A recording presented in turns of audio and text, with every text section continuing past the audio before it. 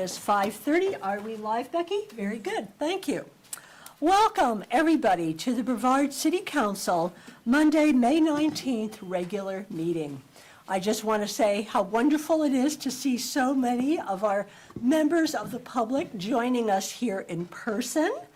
We have a lot of important topics on our agenda tonight, and we look forward to hearing from the public and hopefully providing a lot of good information.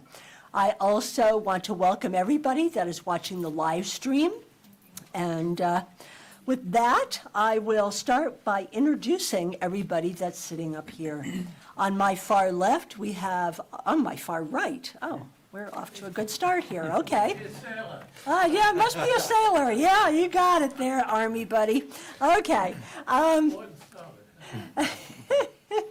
On my far right is our city attorney, Mac McKellar. Next to Mac is Councilman Lauren Wise. Next to Lauren is Councilwoman Pamela Holder. You guys are going to give me a bad time tonight, I can tell. Next to Pamela is Councilman Mac Morrow. I'm Mayor Maureen Kopoloff. On my immediate left is City Clerk Denise Hodgson. Next to Denise is Mayor Pro Tem and Councilman Gary Daniel. Next to Gary is Councilman Aaron Baker. And next to Aaron is our City Manager, Wilson Hooper. On the port side. Okay. With that, I would like to call the Reverend Dr. Sherrod Kreisman, who is here somewhere. Sherrod, oh, right, you moved to the front, Sherrod. From Brevard College, who is going to give us our invocation tonight. Let us pray. Our source, you who we recognize by many names and expressions, we gather. Bless all that happens here, the conversations we have, the space that propels us forward. We thank you now for the words and insights that we offer and the graciousness of listening to each other. So we thank you now. Amen. Amen. Dr. Kreisman, would you like to tell us a little bit about your role at Brevard College?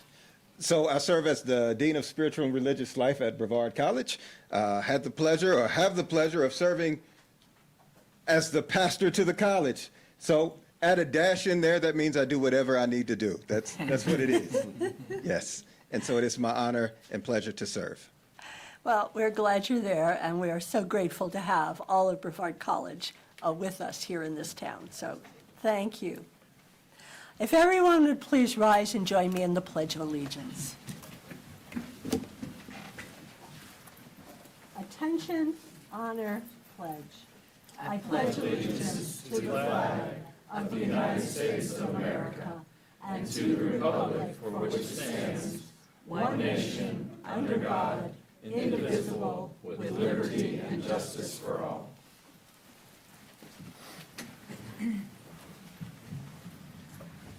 All right, Madam Clerk, do we have a quorum? Yes, Madam Mayor, you have a quorum. All members are present. All right. Council, you have the draft agenda in front of you. Are there any modifications to the agenda? Mayor, I have a modification. Yes, Mr. I'd like Manager. to pull new business item 2, fire engine replacement funding strategy. Just want an extra few weeks to bake that cake a little more before we bring that back to you. Okay. Any other modifications to the agenda? Council, do I have a recommendation to approve the agenda as modified? So moved. Do I have a second? Second. All in favor? Aye. The modified agenda is approved. Council, you got the minutes of the April 21st, 2025 regular meeting. Are there any corrections or modifications to the minutes? Do I have a motion to approve? So moved. Do I have a second? Second. All in favor? Aye. Minutes are approved. Council, you also got the May 5th, 2025 regular meeting minutes. Are there any corrections or modifications to those minutes? Do I have a motion to approve? So moved. Do I have a second? Second. All in favor? Aye. May 5th minutes are approved. Okay, folks, we've got chairs. There's some seats right in front here. please come on in and sit down. Just don't worry, come on, we'll just walk right in. We've got a number of open seats. You might as well get comfortable. All right, there's some more. I notice everybody just avoids this front row, you know? It's like church. Okay, well, we do have seats. Now, don't be shy, because we're gonna head into public comment, and we've got a few people signed up, so you might want to sit. All right, we're heading into public comment. The public is invited to speak during public comment at this time on any topic unless it is a public hearing item on the agenda. And we do have two public hearing items. And so that is the budget and then their proposed amendments to the traffic schedule. So if you wanted to speak on any of those, you needed to sign up on the separate sheets. And it looks like we're okay. Okay? When it is your turn, step to the podium in front of City Council. State your name and address clearly. Limit your comments to 3 minutes or less and avoid repetition. I will give you a warning when you have 30 seconds left. Direct comments to the full council, not to an individual council member or to staff, and groups are encouraged to appoint a spokesperson on their behalf. I will call people up to speak in the order that you signed the sheet. Okay. The first individual is Rick Rowe. All right, Mr. Rowe, thank you. Please come up. Thank you. Mayor, council, my name is Rick Rowe. I live at 129 West Lane here in Brevard. I built the house there to follow my mom to her destination there at College Walk. She's got dementia, and I wanted to be her caregiver and be here for her. During the course of the construction of my house, about 3/4 of the way into the house, person that lived moved across the street from my house. They have been in this house, and I think there's been probably several people that have spoken on this in previous meetings. But right now, the house is deplorable. There's no running water, and to my estimation, there's no power, but there's an individual that lives there. And I've spoken with the police department, the sheriff's department, I've even spoken with the planning department, the environmental health department. Nothing has been done. The last time I spoke with the police, they actually told me that I needed to come to the meeting with photographs to remind you of what kind of shape this house is in. I've got photographs, and I'm willing to share, but my concern is the house, and I'm actually trying to sell the house now because of that's one of the problems. But I've got photographs, and I don't know if I can give them to you or. To the clerk. Okay. Thank you. Thanks. And I've spoken to several residents that are in the area that have the same concern. And it's my concern because it's affecting my property values. And I actually don't want to sit on my front porch and have to look at that. And especially my property taxes, I just paid $4,300 for property taxes between the city and county. And if I've got to look at something like that, then that's why I've got a for sale sign in my yard. And I'm praying that you all will look at that and see and understand my concern. I brought it to 30 seconds. I brought it to many people's attention. And I built the house in 2022, and nothing has been done. The guy's still there, and I don't know what else to do. After talking with the police, they suggested I come and talk to you, bring photographs, and also to make sure that you understand that I'm not the only one that feels the same way. Everybody on my street. And I'm just putting it in your hands. Thank you, Mr. Rowe. Our next speaker is Dale Nash. I think I'd have stalled if I didn't know I was going to be so close to the first speaker. I want to talk about the proposed development across the street from my office. There's a parcel of land, I don't know exactly, I think it's maybe 11 acres. I moved to my property in 1979. I'll tell you how long ago it was. I paid $79,000 for 11 acres and 2 small houses. And I've been there ever since. And I heard the first time I ever drove over the mountain and saw Brevard. I just couldn't believe a place could be so beautiful. My daughter went to France for 6 months to study French, stayed 3 years.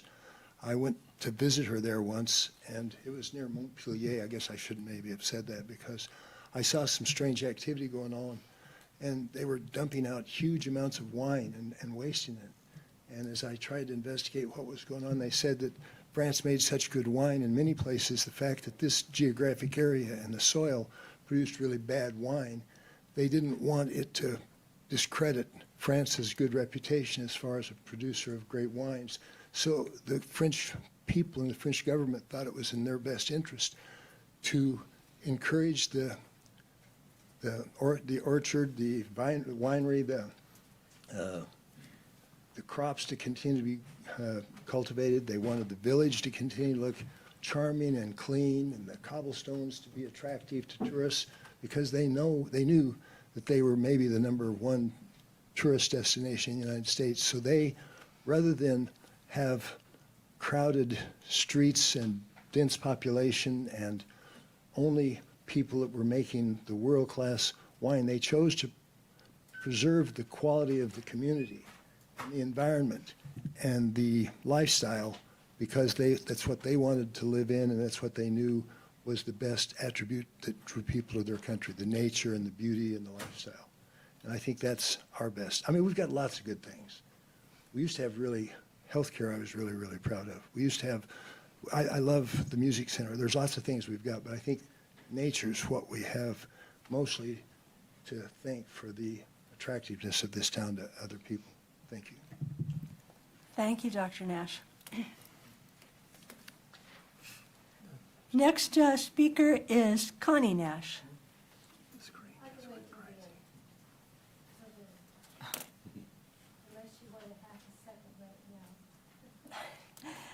All right, well, we'll put you last, Connie. All right. All right, our next speaker is Vonie Tinsley. Thanks for your time. I'm Vonie Tinsley. I live at 14 Jasmine Lane in Strauss Park. I'm born and raised in Brevard, so I've been here a long time. I've seen a lot of changes in the city, mostly good, and I appreciate y'all's time and what you do for the city. My concern tonight is parking, which we've been dealing with for a long time, and y'all have tried to work with it also. I know you also have worked out a deal with Comporium to help get extra parking for the area. I own a building on West Jordan Street, which has 5 residents in it. Well, 3 residents and 2 are commercial on the street. Problem they have constantly is finding parking for the ones that work and open their business there, trying to find a place to park that they can even get in and get open and bring and carry their supplies every day. The residents have an issue trying to get their supplies in and out and their groceries in and out, and trying to live in Brevard. Find a place to park to where they can carry their items and get there. They can't park in the street and block the traffic and do their unloading. They carry it from wherever they can park.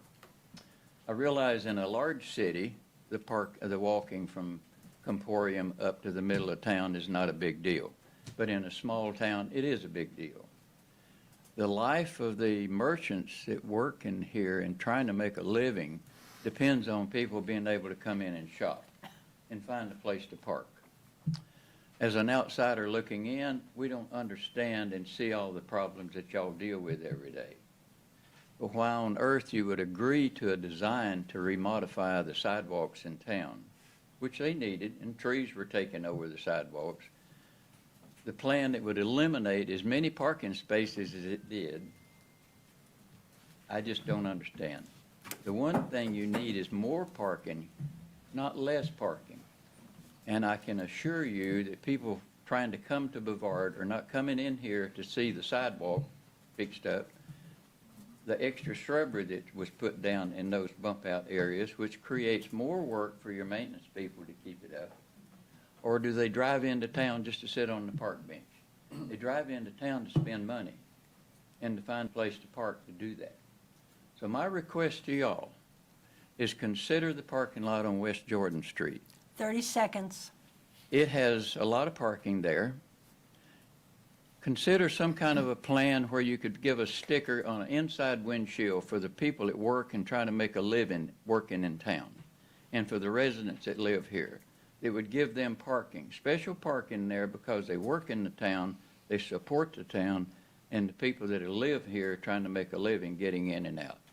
Either give them that benefit and let the other people that are trying to shop and spend money here a place to park and conveniently get to their place, or looking at a discount parking. But give them, just consider an opportunity to use that parking place to be beneficial. I'm in town every day, and that parking lot is not full every day. So please give that some Time, Mr. consideration, and I Tinsley. appreciate your time, service, and all you do. Thank you. Thank you. Our next speaker is Jesse Draper.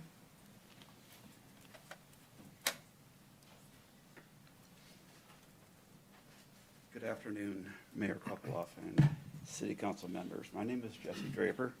I live at 83 Caden Lane. I'm here today to speak about the Brevard 2030 Comprehensive Land Use Plan, the United Development Ordinance, UDO, and the proposed Burl Haven 11.5 acre housing development. A few of us met with a city planner to review and propose Burl Haven development. We can easily say that the development does not meet the 2030 Comprehensive Land Use Plan requirements. The plan, I quote, will serve as a strategic guide for land use, infrastructure, and programming decisions for the city and extraterrestrial jurisdiction.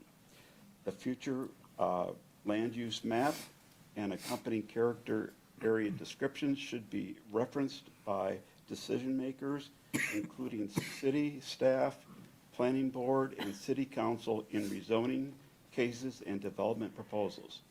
This plan should serve as a guidance to investors and the general public when making land acquisition and development decisions, end quote. Also, on page 34 of the plan, paragraph LUH3 stipulates rezoning according to the comprehensive land use plan, and I quote, evaluate rezoning requests based upon future land use map and character area descriptions. The city planners also possess the highly technical United Development Ordinance, the UDO, code to ensure that the proposed development complies with the required ordinances and regulations. On page 34 of the Comprehensive Land Use Plan, it explains how the UDO should be updated by the plan, and I quote, evaluate, update, and amend city policies and ordinances to ensure consistency with the comprehensive plan and future use map. Amend the United Development Ordinance, UDO, to support implementation of the comprehensive land use plan, end quote. So my point is that the proposed Burl Haven development between, over by my house over by Caden Lane, does not meet the comprehensive land use plan for future developments. 30 seconds. And also, number two, it does not meet the UDO requirements if the UDO was updated per the plan. Some current approvals based upon the UDO may not be correct and will need to be amended. The proposal design shows conventional subdivision development, although the site is designated as a conservative design, low-density area on the land use plan. Neighbors and many concerned residents of Brevard understand that the wooded 11.5 acres will eventually be developed. Time, Mr. Draper. Okay, thank you. Thank you. The next speaker is Laura Raintree.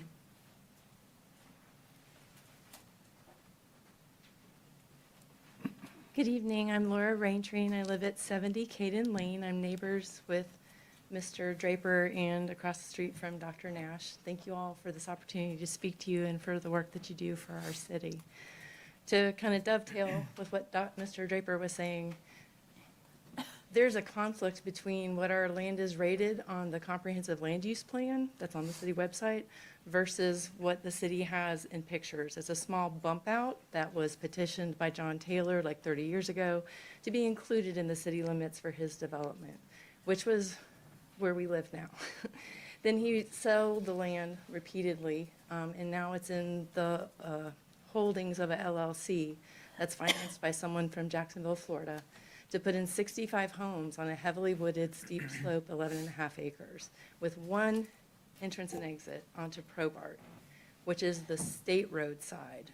So there's no sidewalks, there's no bike lanes, and it's directly across from Dr. Nash's business exit.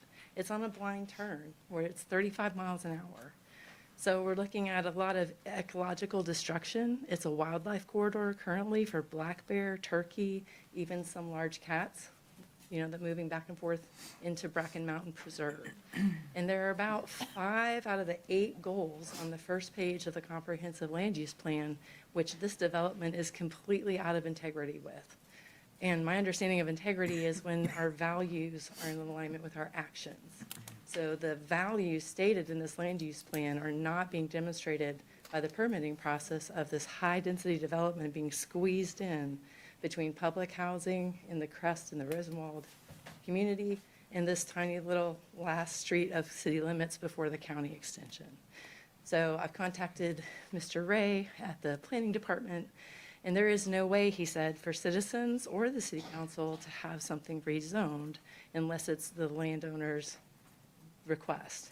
So we have this conflict. There's this land use plan that we all spent, 10 years taking public information and comment on to create, mandated by the state, that says our neighborhood is rated 4, GR4. But then the city has plans and permits for it being high density. So we need help. We don't know what else to do other than possibly, as a neighborhood, hire a lawyer to try to ameliorate or abate this destruction. We understand development's going to happen, but it needs to happen in a way that's in integrity 30 with our seconds. values that are stated in this land use plan that everyone in the city agreed upon. So please help us. Thank you, Ms. Raintree. Our next speaker is Harvey Sanki.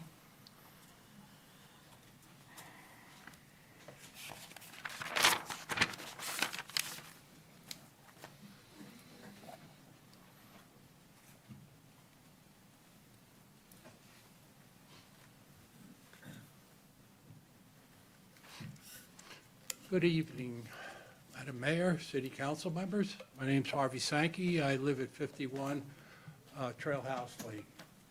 I'm here to address one of your items on new business. It's the interlocal agreement with the Transylvania County Sheriff's Office for supplemental patrol services. As you well know, you've asked the sheriff to help you out on the third shift. We don't have enough patrol people to cover that shift adequately. I urge you to sign this agreement and let the sheriff run it the way he thinks it should be run. He's got experience and he could do the job. Stop kicking the can down the road when it comes to solving the Brevard Police Department problems. Get this done now. This third shift is a safety issue. That's probably where the criminals like to work, at the third shift. Nice and dark and not too many people around. The life you save may be one of our own citizens the life you save on the third shift can be one of our own citizens. So I ask you to please sign that agreement, and let's get the third shift, for safety reasons, taken care of. Also, Madam Mayor, you indicated on your Facebook page that the social district area generated $127,500 in increased business. I'd like to know when you get a chance to find out how that was arrived at and who arrived at it. Thank you. Thank you, Mr. Sankey. Our next speaker is Ron Young.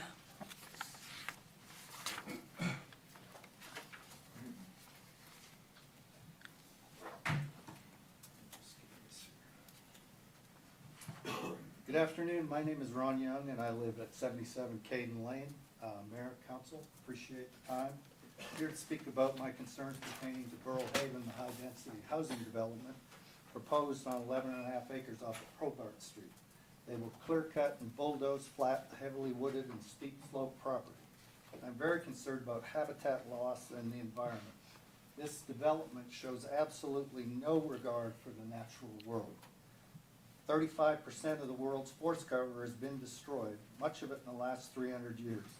4.94 billion acres, that's twice the size of the United States. Here in Brevard, we promote outdoor activities, cycling, hiking, walking, stargazing. We're designated as a Tree City, USA. Much of the economy in Transylvania County is dependent on state parks, national forests, and people who come here for the outdoors. I'm going to play some recordings now for you.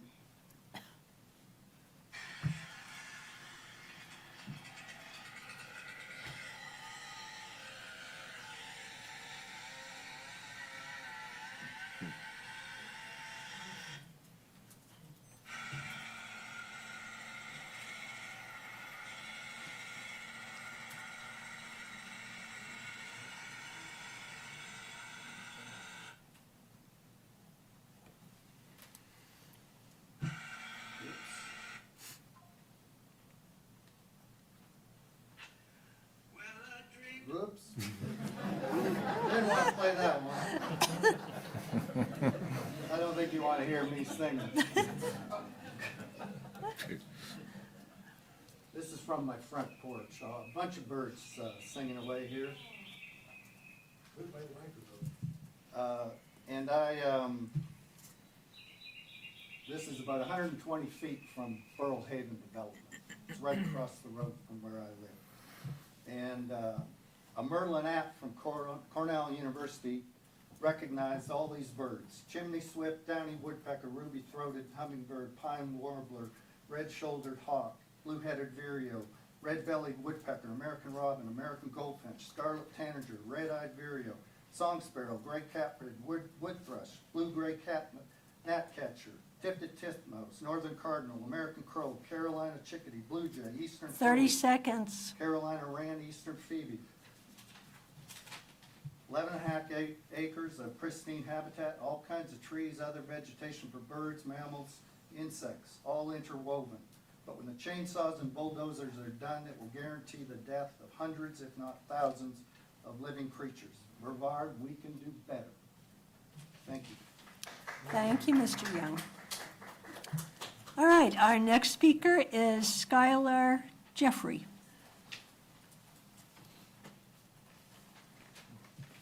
Good afternoon. I'm Skyler Jeffrey. I'm also here to speak about Burl Haven, but I'll keep it brief. I'd like to speak about the potential impact of a development of that size on traffic, pedestrians, and cycling on Probart and around town. According to Brevard City Planning, each additional home is expected to produce 10 vehicle trips per day. This includes deliveries and maintenance. With the current Burl Haven plan looking like 65 to 70 homes, this would be upwards of 600 additional vehicles on Probart each day. That averages to additional car on Probart Street every minute for 10 hours straight every day.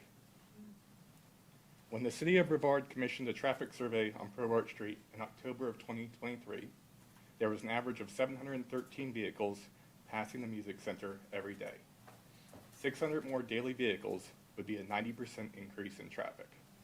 Those additional cars would probably cause traffic issues on Probart, down Railroad, and at the intersection of McLean and 64 in front of Ingalls.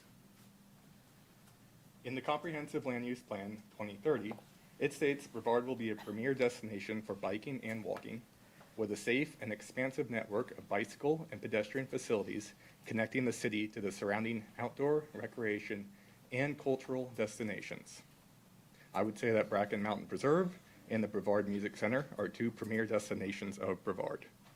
Both are accessed by Probart Street. More traffic on Probart Street will not make these destinations safer to access from town for cyclists or pedestrians. Probart Street is part of the Brevard to Rosman bicycle route, Transylvania County Bike Route number 6. Numerous sanctioned bicycle events that bring tourists to Brevard use Probart Street as part of their route.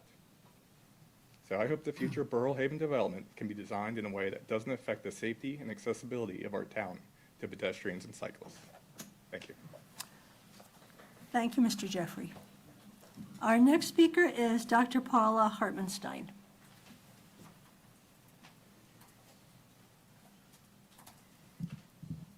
Hi, good evening, Mayor and City Council people. I'm not here to say anything very controversial like the others, but I'm the Task Force Coordinator for Age-Friendly Brevard, and this is a reminder of a program that age-friendly, and the synonymous term is livability community of this city, is offering free to the public a seminar on advanced care planning on Wednesday, May 28th at 10 a.m. at our library. Now, only 30%, statistics show that only 30% of people have advanced care plans completed. Now, if you are one of those 30%, and I'm assuming all of you here are, and probably most in the audience are, think about where your advanced care plan documents are kept. If they are kept, as ours are in a drawer or in a safe, that is not very adequate should a crisis occur. So at this program, and I mean, this is really a cool program, I will tell you. I heard this speaker personally, and I was wowed by her. Dr. Heather Altman is going to explain about advanced care plans, and not only that, free of charge, she is going to show us and help us upload it to the cloud with a website that I'd never heard of before called mindmyhealth.org. So this is worth going to, gang. So I hope to all see you there. Thank you. Thank you, Dr. Paula. All right, we will go back to Connie Nash. We're at the end here. Ms. Nash, if you want to speak.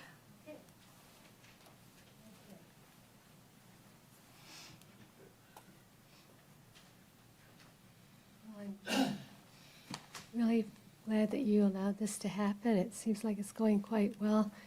I don't have a lot to say because I've been involved in other things, but I really do think that whatever we invest in, we ought to look what it really does invest in down the road. Is it for all people, all kinds of people, or is it just to bring in more and more money to the extra wealthy? And here's a book if anybody wants to stop by and ask for it. It has a lot to do with Habitat for Humanity and Jimmy Carter's work and other people. But I have just been for years trying to be a writer about these kind of situations. And I have grown to love nature more and more living here and for other reasons. And I just want us each to ask our consciences if this is what we really want to invest in. Thank you. Thank you, Ms. Nash. All right, that is everybody that signed up for public comment. And we are now going to move on to recognition. All right.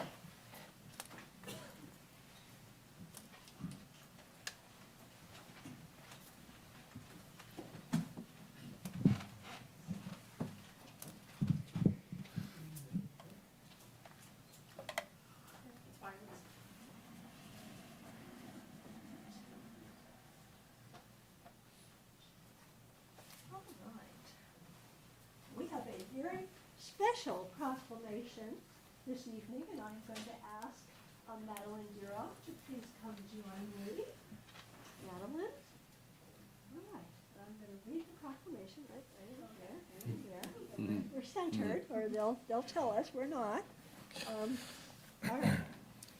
Proclamation number 2025, text 17. A proclamation honoring Rhodes Scholar and Brevard native Madeline Duroff, awarding her a key to the city of Brevard, and naming June 1st through June 7th, 2025 as Madeline Duroff Week in the city of Brevard. Yeah?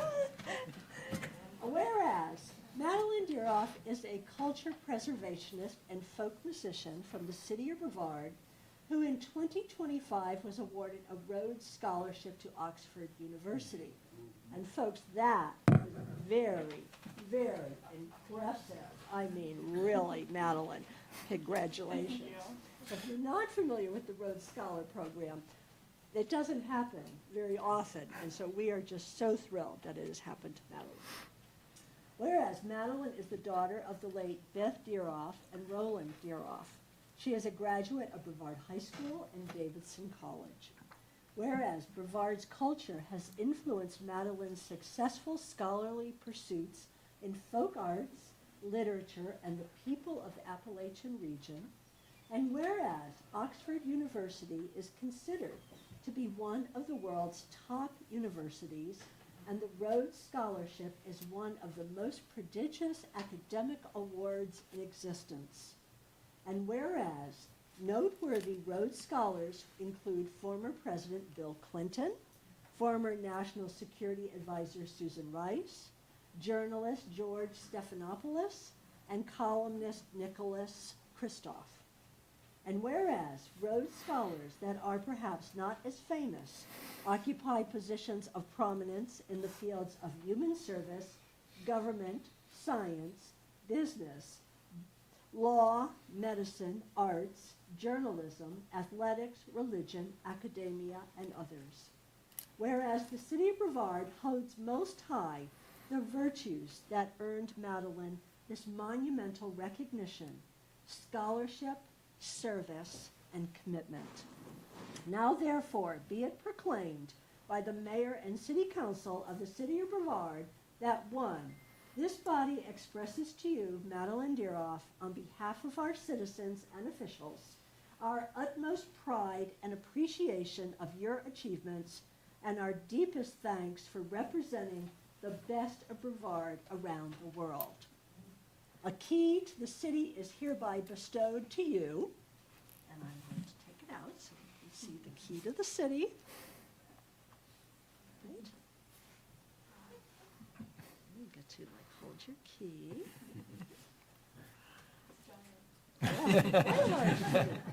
A key to the city is hereby bestowed to you in recognition of your service to humankind, your achievements, and your character. And June 1st through June 7th, 2025, shall be recognized as Madeline Duroff Week in the city of Brevard, and its observance commended to all Brevard's residents and visitors. Congratulations.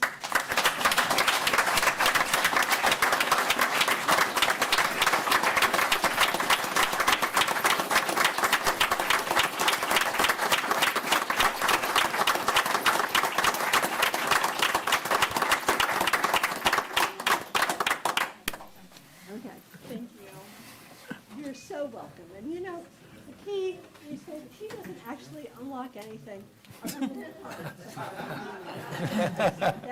That is. Do you want to say a few words? Oh, I can. Yeah, please do. Well, council and residents, thank you all so much. This is a really crazy honor. Seriously. I, of course, wouldn't be anyone that I am without growing up here in Brevard and without all of you, without Brevard High School and my parents. So thank you for this honor. I can't believe it. We're very proud of you. And when you finish that year, you got to come back and tell us about it. I will. Okay. Thank you. Thank you.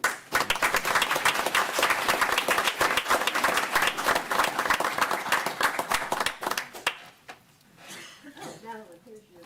Thank you. All right.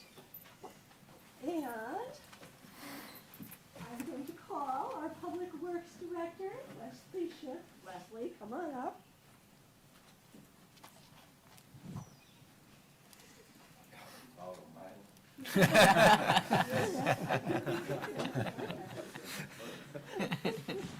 All right. Proclamation number 2025, TAC 18, National Public Works Week, May 18th through 24th, 2025. People, purpose, presence. That pretty well describes public works. Whereas public works professionals focus on infrastructure, facilities, and services that are of vital importance to sustainable and resilient communities and to the public health, high quality of life, and well-being of the people of the city of Brevard. And whereas these infrastructure, facilities, and services could not be provided without the dedicated efforts of public works professionals who are engineers, managers, and employees at all levels of government, and the private sector who are responsible for rebuilding, improving, and protecting our nation's transportation, water supply, water treatment, and solid waste systems, public buildings, and other structures and facilities essential for our citizens. Whereas it is in the public interest for the citizens, civic leaders, and children in the city of Brevard to gain knowledge of and maintain an ongoing interest and understanding of the importance of public works and public works programs in their respective communities. Whereas the year 2025 marks the 65th annual National Public Works Week sponsored by the American Public Works Association. Now therefore I, Maureen Kopoloff, Mayor of the City of Brevard, do hereby designate the week of May 18th through 24th, this week, as National Public Works Week.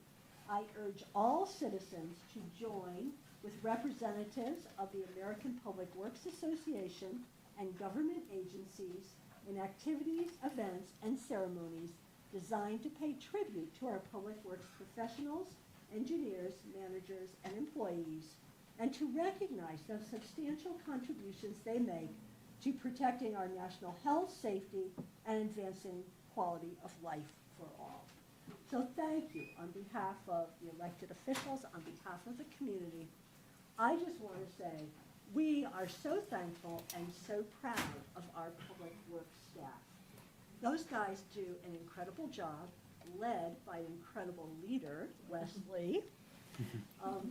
But you know, and it's hard work, folks. It's hard work. I mean, they are out, you know, water line breaks in the middle of the night, your sewer line breaks at 2 a.m. What do you guys do? You get up and fix it, right? Yeah, who's out there picking up all that trash, all that recycling, removing the brush? Who is dealing with tree comes down and closes the road? Who is maintaining all of our buildings, all of our parks? Who is mowing the grass on all of the ball fields out there where our kids are playing? It's public works. And how many employees do you have, Leslie? 36 employees. 36 employees, and they take care of, I probably left some vital things out. They take care of all of our water distribution, our wastewater distribution, all of our grounds, all of our roads. They're the guys that are out fixing the potholes, fixing the sidewalk. I noticed we just fixed several sidewalk areas in the last couple of days. Yeah, what did I forget? Yeah, there's all trash there. I got it. But they are critical. You know, they are people that's easy to forget, but we would not have a very high quality of life without these guys.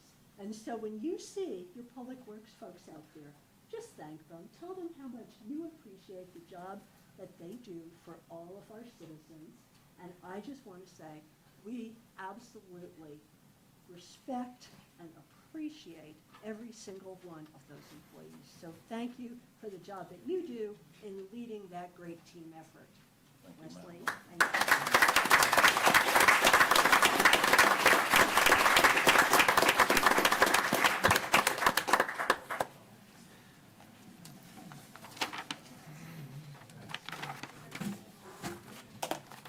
Is that mic working? Yeah, it's wireless. It is? It's soundless also. You got to speak right into it. I can't hear very much over here. Everybody speak right into it. I can hear you better than speaking into the mic. I apologize for that. All right, we're going to move on to our public hearings. And where's my, okay, public hearings.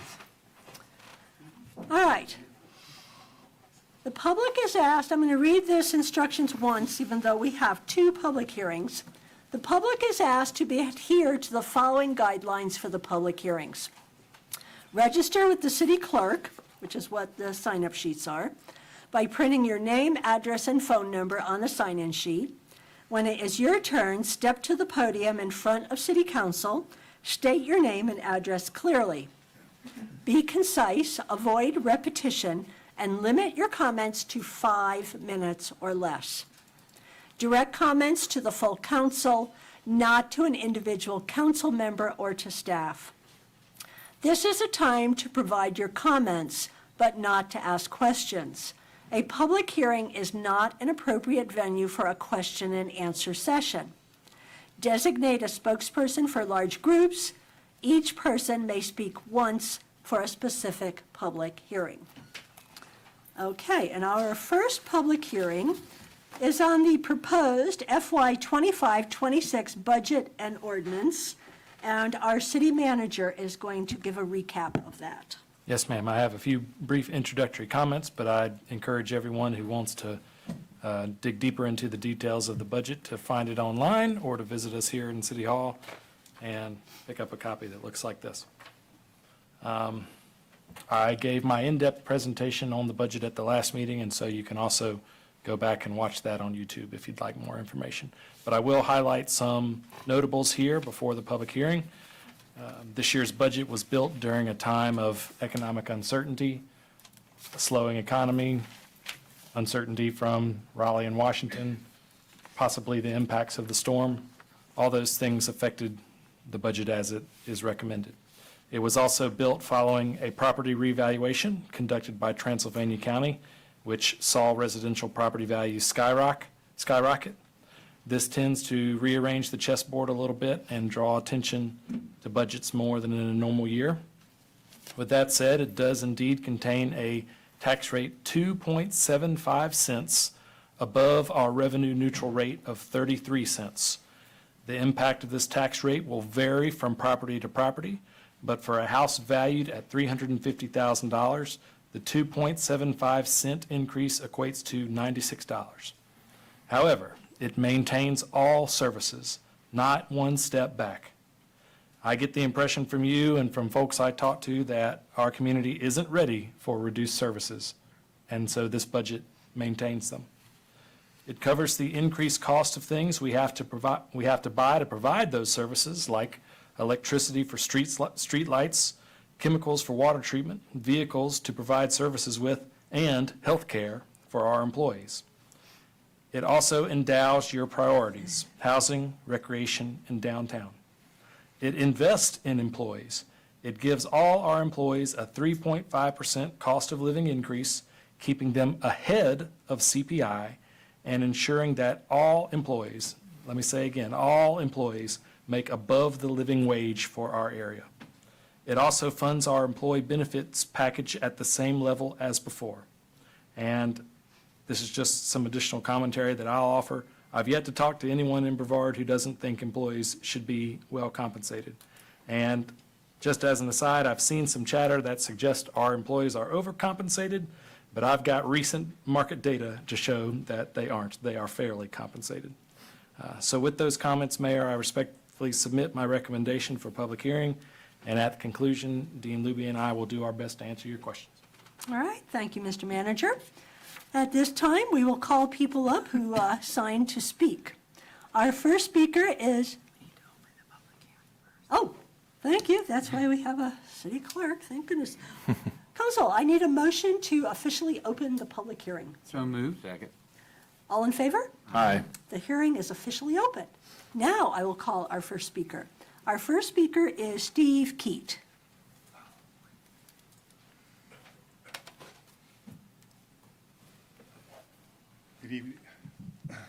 Good evening, Mayor and City Council members. My name is Stephen Keat, and I'm a resident of 269 Evergreen Street in Brevard. Thank you for allowing me to address your proposed 2025-2026 city budget and your roadmap for the future of our community. I'd like to start by applauding you and the city manager for sharing the transparent and detailed budget documents with the public. They really were outstanding. They clearly reflect your priorities I fundamentally disagree with, rooted in a progressive ideology and steering Brevard towards a future that burdens taxpayers and risks the city's unique character. Consider the numbers. Your proposed general fund budget surges nearly 12% over this year's projection. The budget allocates $192,000 to run 3 community centers. Does the city need 3 community centers? It funnels $111,000 to your handpicked charities. Isn't it the role of individuals, not government, to choose which charities they want to support? Additionally, setting a $17.55 minimum wage for city employees, well above market rates, asks taxpayers to overpay for city services. And spending $198,000 to subsidize affordable housing, work best left to the private sector, further inflates costs borne by the taxpayers. Paying for your proposed budget will require an overall 8.3% property tax increase, which will squeeze families already struggling with rising costs. Individual property tax bills will vary from the 8.3% average depending on the recently completed property value assessments conducted by the county. However, the public should not be misled. This budget will require an 8.3% increase in property tax revenue. Under your leadership, Brevard risks becoming Asheville South, with rising crime, worsening drug issues, growing homelessness, and crumbling basic services. We've seen this pattern replicated throughout America in cities run by other progressive leaders.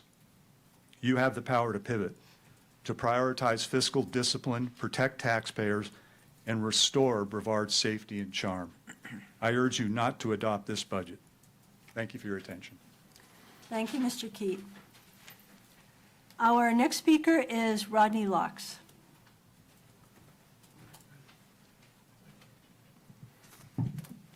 Good evening, Mayor and City Council. My name is Rodney Locks. I live at 187 South Rice Street. Let me put my glasses on. City Council's top 3 priorities are tourism, recruitment, and affordable housing. The budget meets these needs.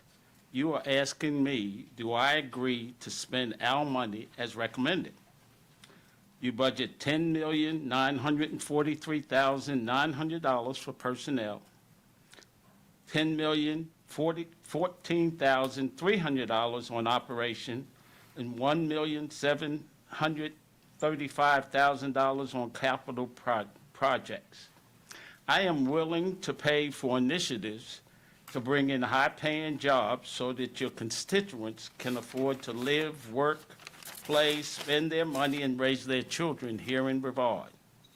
I am willing to support you to become a high-quality government organization that employees want to work for because you pay competitive salaries and compensation, are modernized, provide quality services, and are not in the Carolina Public Entity Cooperative Health Insurance Pool. What I don't like about the budget is the following. 1, you choose to increase property taxes by 0.0275 cents when you could have drawn $600,000 from the fund balance. 2, you chose not to sell the property on West Main Street that you purchased in 2024 for $151,000. After appraisal, this property would be worth considerably more with this windfall, you can use to help fund reduced taxes and water rates and still connect to the Eastern Toll Trail, which you like, in the future.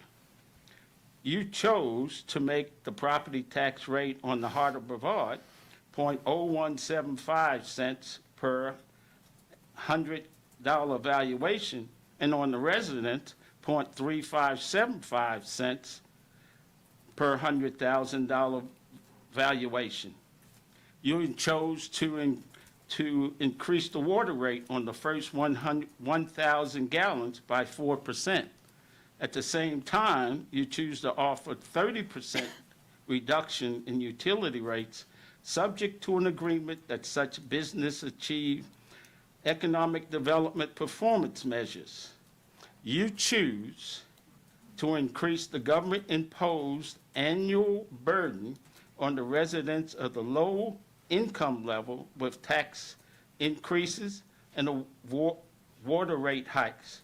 The annual budget calculation included property tax, refuge fees, garbage, recycling, utility fees and consumption, and stormwater fees. It does not consider how much we pay for goods and services, electric and gas and rent.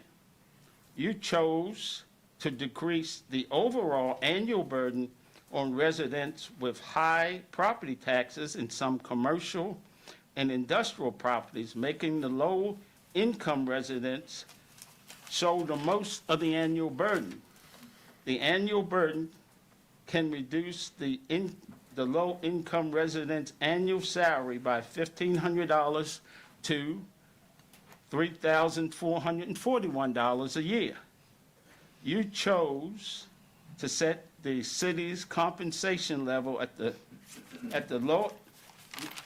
lowest level, so an employee makes no more than the living wage, $17.55, or $35,100 for 50 weeks, and increase compensation by 3.5%. So the employees stay ahead of inflation, but a full-time employee will make at least $36,000 a year and 30 seconds. still be considered low income to very low income and not afford to live in Brevard. You chose to stay the course on downtown master plan and multiple use path. You chose to donate 20% to the DOT project. This year, you're donating $75,000 to the DOT Roundabout Betterment and Maintenance Fund for landscaping and aesthetics. Who needs a pretty roundabout, much less roundabouts? You choose. Time, Mr. Locks.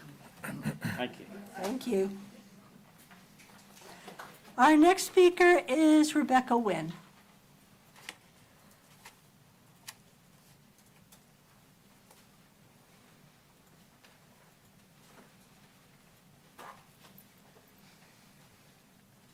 Good evening, everyone. And thank you once again for allowing me to come up here and speak.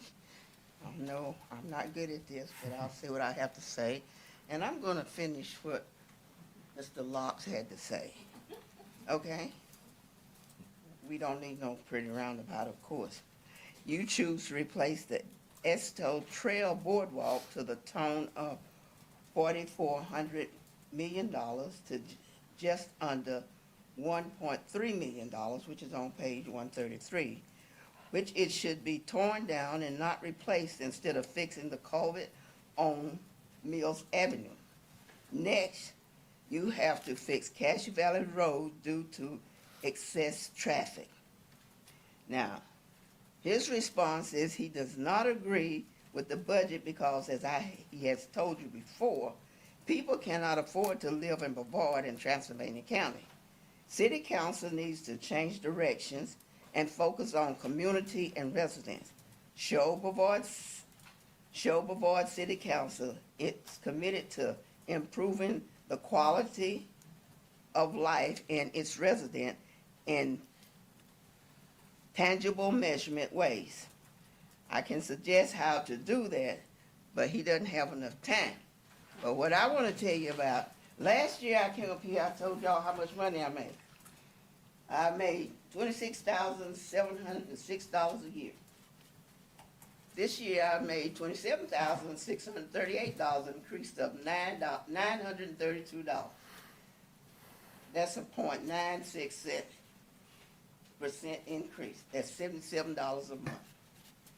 And out of that $77, I gotta pay 2.75 increase on my property taxes, 4% increase per gallon of water.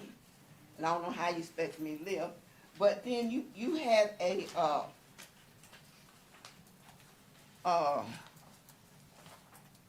sheet of living wages that you had on one of your pages. And so what I did is I just compared what you had to what I have. You had food, $4,180. Mine is $4,800. I don't have any child care. Your medical expense was $3,135. Mine is $3,318. Housing, $10,289. I don't know where you're gonna find a house to live at for $239, unless it's back there across the street from where that young man is talking about. Mine is $14,000. All right, you talked about transportation, and mine, I use that as gas and maintenance for my car. Now that's okay because that's about $3,000 a year. Okay, and then instead of civics, I don't know what that meant, but for mine, I use $1,500 is mine. You got internet and mobile, that's your cell phone. You had $1,418, mine is $2,400. And you said other, and what I took for other, you got $3,903. I use that for utilities, lights, water, and gas. Mine was $4,984. All right, and it says the required income for this is $34,838. All I got is $27,638. Now I paid over $5,000 in taxes, and that right there is more than $32,000 that I'm spending, and that's not including any other activities, not including medicine. And if heaven's sakes, if I want to go out and eat, I sure can't go out and eat. And my income is $7,000 less than poverty level now, and with the increase of taxes, how are you suspect me to live?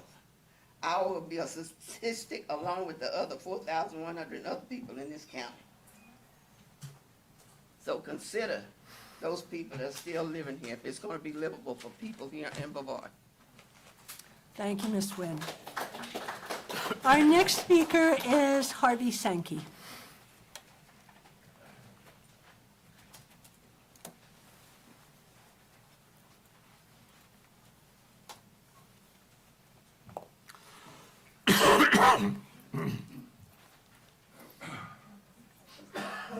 Good evening again. I'd like to address the budget.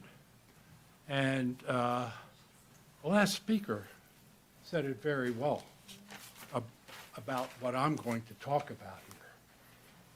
The middle to lower income homeowners are going to pay anywhere from 20 to 30% in increase on their property taxes over last fiscal year using the revenue neutral rate of 33 cents per $100. And you want to increase that by 8.3%. The revaluation will not be the cause of this 8.3%. You will be the cause because you are increasing the tax rate. Middle and lower income homes faced with inflation right now, as far as groceries are concerned, gas, possible cutbacks in Medicare, Medicaid, and Social Security. A lot of these people are living on fixed income. They can't afford this 8.3% increase. This is only a one-year deal here, folks. We're only asking you to keep it at the revenue neutral rate of 33 cents. just for one, 1 year, to help these people out. They need the help. $50, $90 more because of this 8.3%. Some of these people can buy a nice birthday present for their grandkids. They could buy nice Christmas presents for their kids. They could take this gas money and they could take this money for gas and visit their grandparents, grandchildren. These are the people you are hurting right now here in Brevard if you give them that 8.3% increase. I urge you, and I know a few of you on here can say no if you want to. All right, please do so if you have the compassion for the lower income, middle income people. Say no. Please, I ask you to do that, and for all of the other people who are living on a fixed income here in Brevard. Thank you. Thank you, Mr. Sanki. Council, that was the last speaker. Do I have a motion to close the public hearing? So moved. Do I have a second? Second. All in favor? Aye. The public hearing is officially closed. I will open this up to any questions or comments that council has for the manager regarding the budget. And we'll start with Mr. Baker. Sure. I want to first thank everybody for speaking tonight. I think last budget, we opened up the public hearing for the budget and closed it right away because nobody was here to talk. So thank you for taking the time to dig into the budget. And that relates to the first comment I want to make, which is, again, to thank the city staff on all the efforts in putting these things together. It's not an easy task. It's a complicated business. And they do so with a lot of transparency, which, we haven't always enjoyed here at the city of Brevard. So I'm proud of what the staff has put together and our effort to be transparent about the budget. My first question is really about the employees and the COLA. I know the city manager sent us some information about the differences between sort of the 3.5% across the board cut and the original, what we discussed in the budget session, which was raising the lowest compensated employees 3.5%, but the rest of the staff at 2.8%, which is, I think, in line with what the CPI is. So I know you've sent that to us separately, but I just would like to understand your thinking behind the keeping your recommendation at 3.5% across the board. Yes, sir. The proposal that we came out of the workshop with, as you described, would have seen the lower paid employees increase 3.5% and higher paid employees increase 2.8%.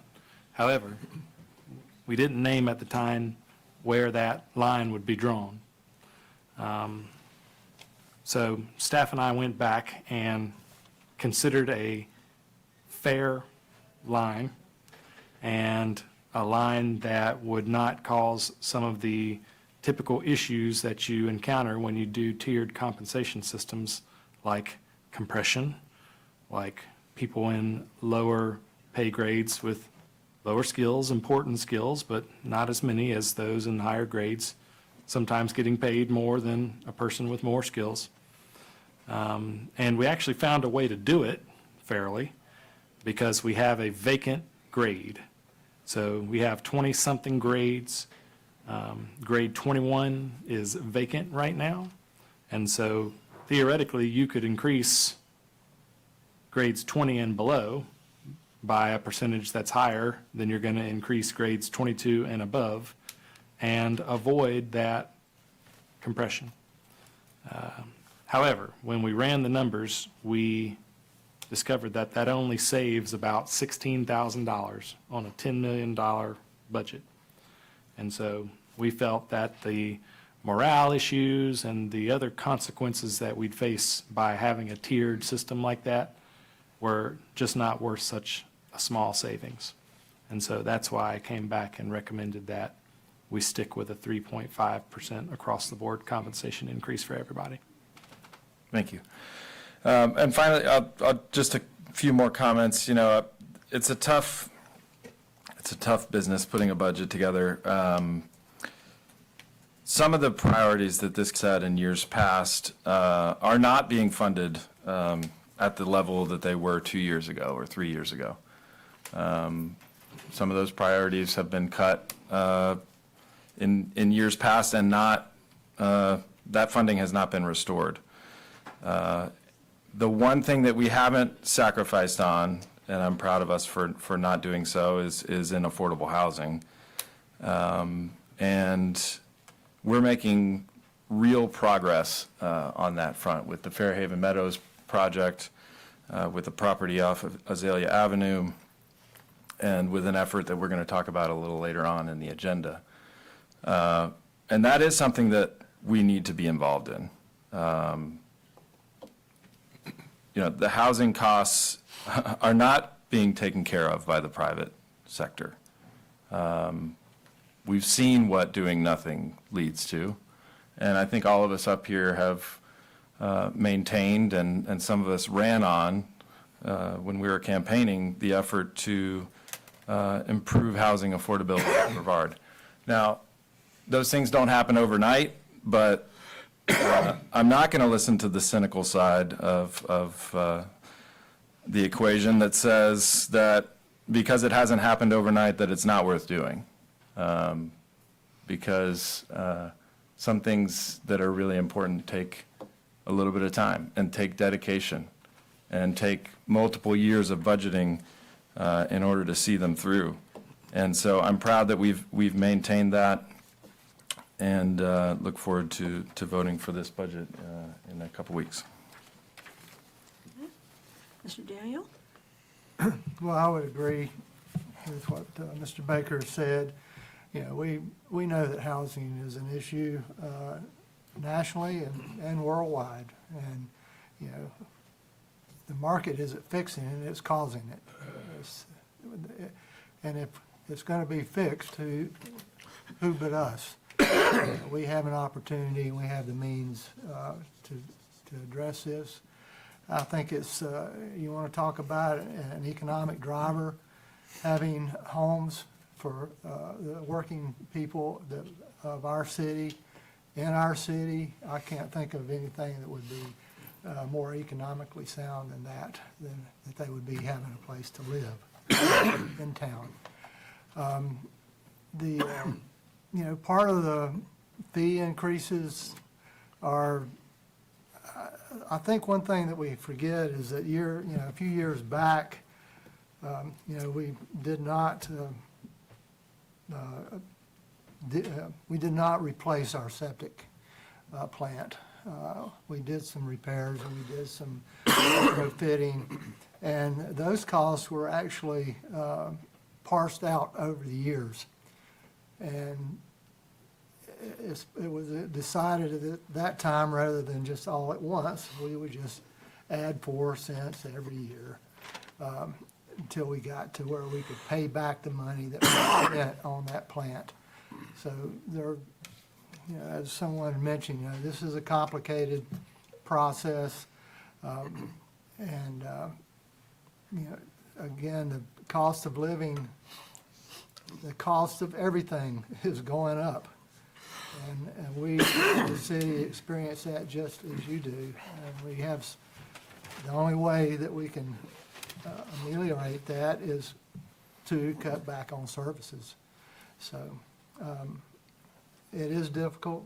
No one wants to cause anyone pain up here. We have a job to do, and we're trying to do it the best we can. So, thank you. Thank you, Mr. Daniel. Mr. Morrow? I appreciate the comments about the transparency, and we've talked about that, and we all appreciate the fact that this year's budget team did an excellent job. And I'd also like to make a comment that in our budget session, I think council was as well thought of the same thought throughout the process. I don't think we had I think we were briefed in a way that we all understood exactly what the challenges were, and I thought we came out with a good product. Holder? I made comments, I think I called city manager about the employees' raises and how much we talked about in the meeting, and then when the budget was presented, it was different than what we discussed. I would like to go back to what we discussed. Or go below the 3.75 that you're offering to lower that.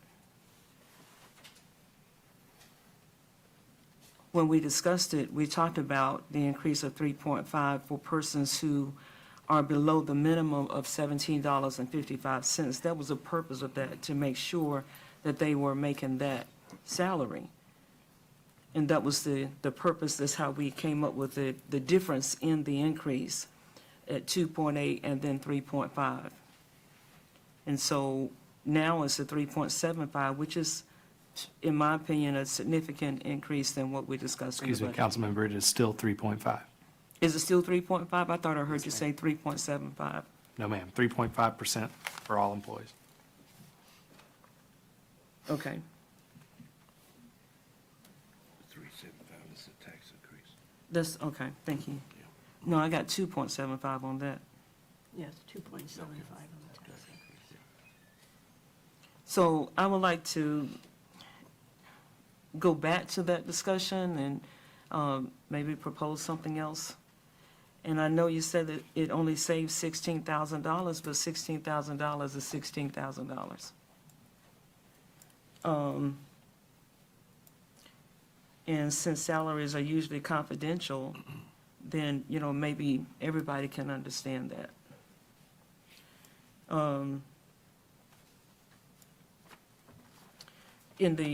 With the charities, that was a significant point that someone made about, I think it was $110,000 in charities. My question last year and remains this year is that we decide on a significant number or percentage of costs that we would not cover in that charity's budget. In other words, we shouldn't be paying 10, 20% of a charity's budget. It should be below that. And when we do that, that does give some charities more than others, but can we have a percentage, agree on a percentage that we would not carry their budget over a certain percentage?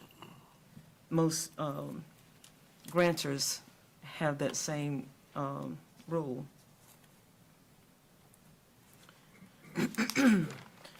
As far as, I agree with what Gary said, or Aaron, one of them said, everything is up.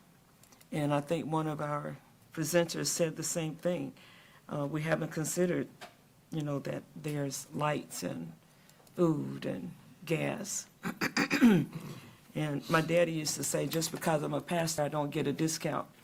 I say the same thing, because I'm a pastor doesn't mean I get a discount. We all have to pay the same. And the increase is going up in what we consume, but the increase is not going up in most of the salaries that we're talking about. In fact, there's a threat of decreases with health insurance and Medicaid and Medicare and Social Security. So I think all of that, and we discussed part of that in the budget, needs to be taken more into consideration. And I too want to thank those who were so candid about how this affects you and the facts that you brought before us. Thank you. I do want clarity on the the property tax increase. What is it? I have one number that I heard several other different ones. Well, so that's a two-part answer, because the rate adjusted downward because of the revaluation. So our current rate, as we're sitting here right now, is 48 cents. The revaluation has caused the revenue neutral rate to go to 33 cents, which means that's the rate that will bring us in the exact same amount of revenue that we're making currently at 48 cents. And I'm suggesting that we adopt a 35.75 cent rate starting July 1. In addition to the 48. No, ma'am. That will be the new rate. Okay, got you.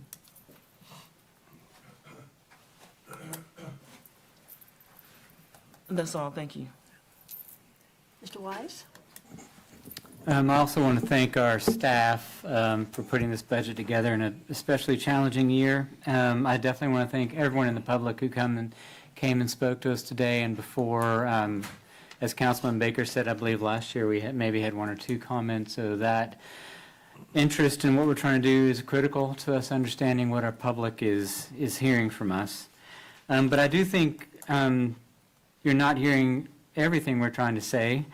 One is we have zero control over revaluation. And matter of fact, we have brought up, and I think everyone has said very clearly on this council to you, that we are concerned about reevaluation to the point where we've asked the county to explain their reasoning. And we're going to be we've already had one meeting with them in these chambers, and we're going to continue to pursue that. We are as handicapped by that revaluation as our public. We are citizens of Brevard, after all. We're affected by this budget as well. So that is a big concern of ours. I think Harvey might have said back there, not to call you out, Harvey, that we might even lack compassion. And you know that's not true. I know you're trying to make a point, but we hear every one of you. We weigh everything that every one of you say to us. Unfortunately, we can't look at the city's budget as a single issue.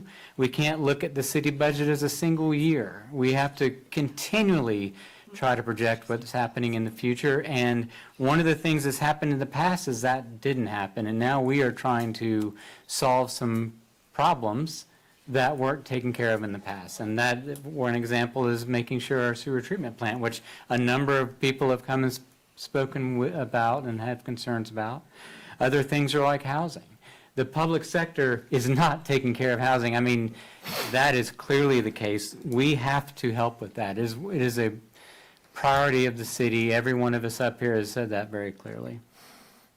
So while we're hearing what you're saying, unfortunately, it is impossible for us to look at any single issue as an individual case. We have to look at the entire spread. And I say that this to me is forceful. Sorry, it may not sound forceful. I'm saying that forcefully because it is a real challenge to try to get this to work. None of us are happy with this budget, and none of us want to raise taxes.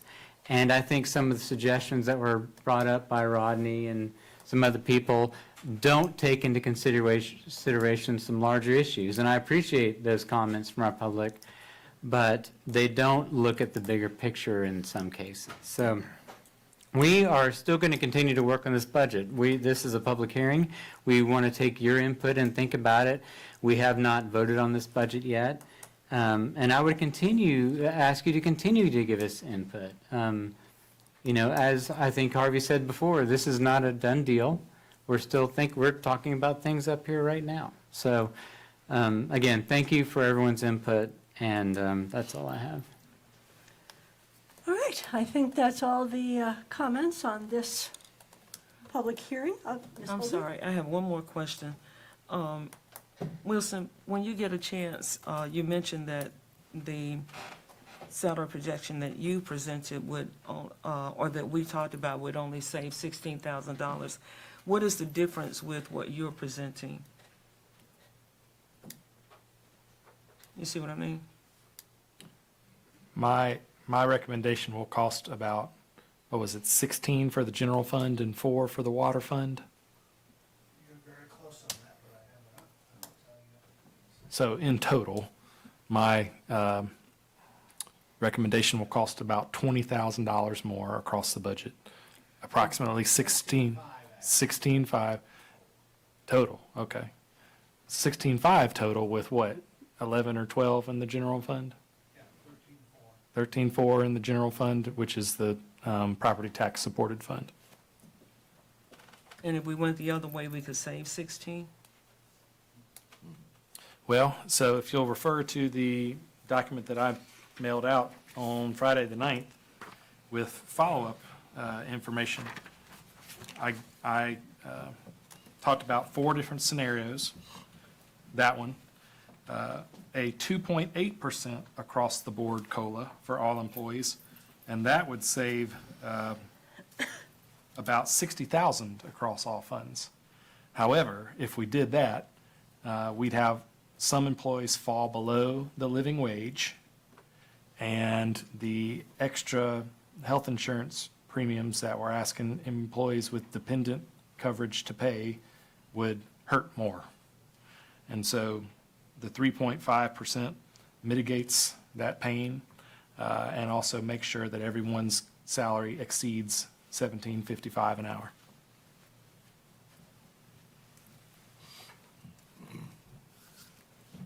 Okay. I'm done. So could I make one more comment? Sorry.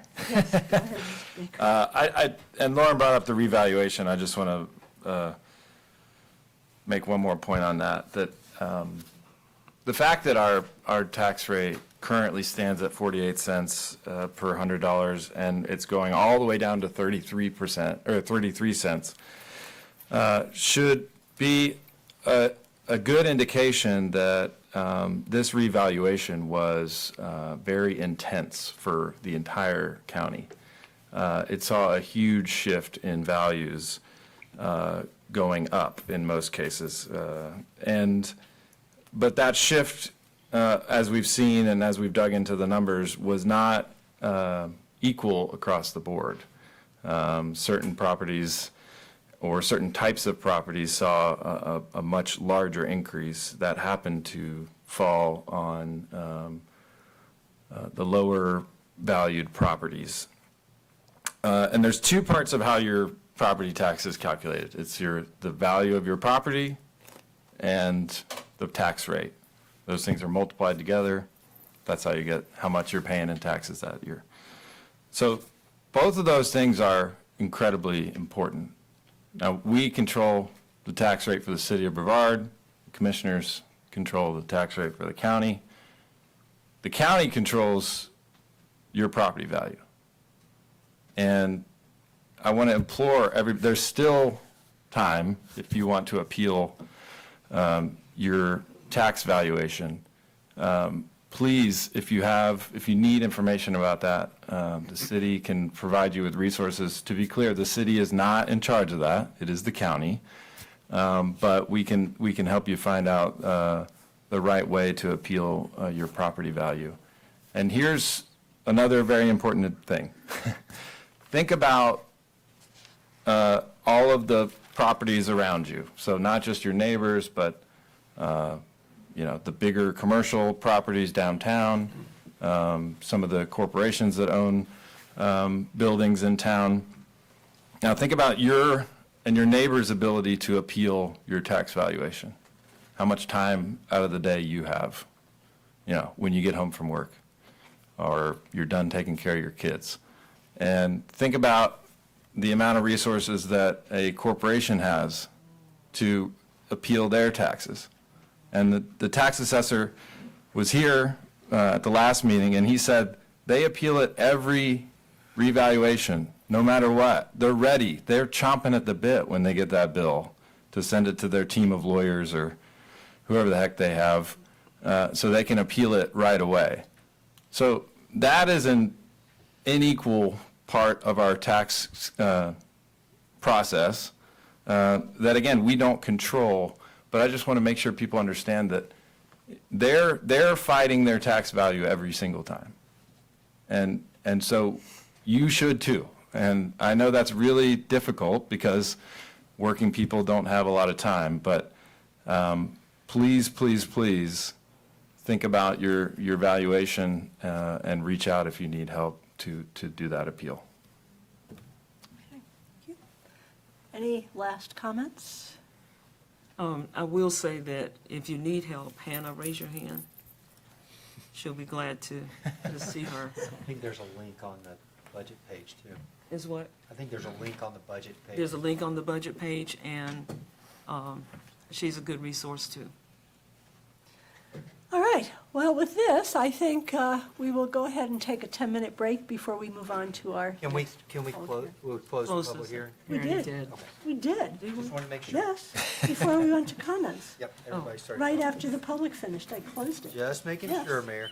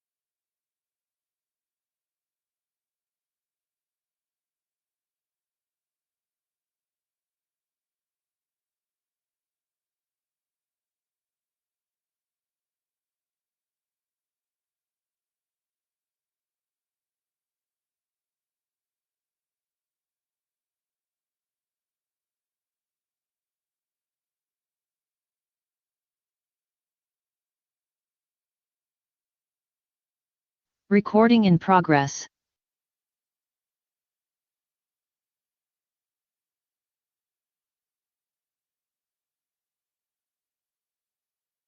Throw him out. We'll have to start timing Harvey from when he gets up out of his seat. No.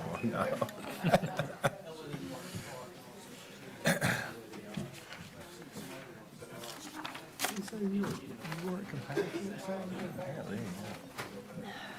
Need to work on that? Lauren, that's a response from the county. There's not going to be a meeting Thursday. They won't come. Oh, really? Their lawyer wrote that.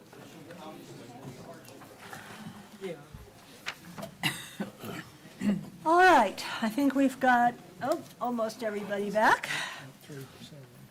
All right, we're going to move on to our second public hearing of the evening, which is the proposed amendments to the City of Brevard traffic schedule, four-way stops at West Main Street, Oak Lawn Avenue, and South Oak Lawn Avenue, West Morgan Street, and Carver Street.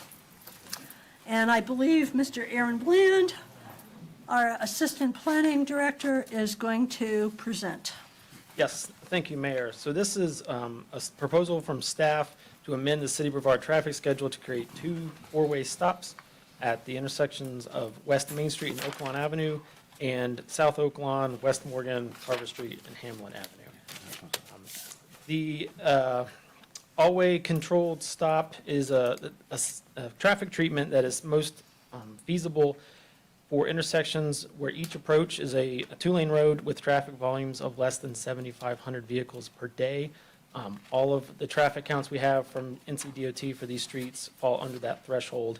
And because each of these intersections have different characteristics that make them somewhat hazardous or confusing, we are proposing the treatment for these two intersections. There is some sight distance issues at the West Main Oak Lawn intersection. If you're waiting at the stop sign at Oak Lawn, the on-street parking makes it difficult to see approaching traffic that will not be stopping. And so we're proposing it there. And then the Hamlin, Oak Lawn, Carver intersection has Hamlin Avenue slightly offset, which causes some confusion for motorists. It's also already a three-way stop.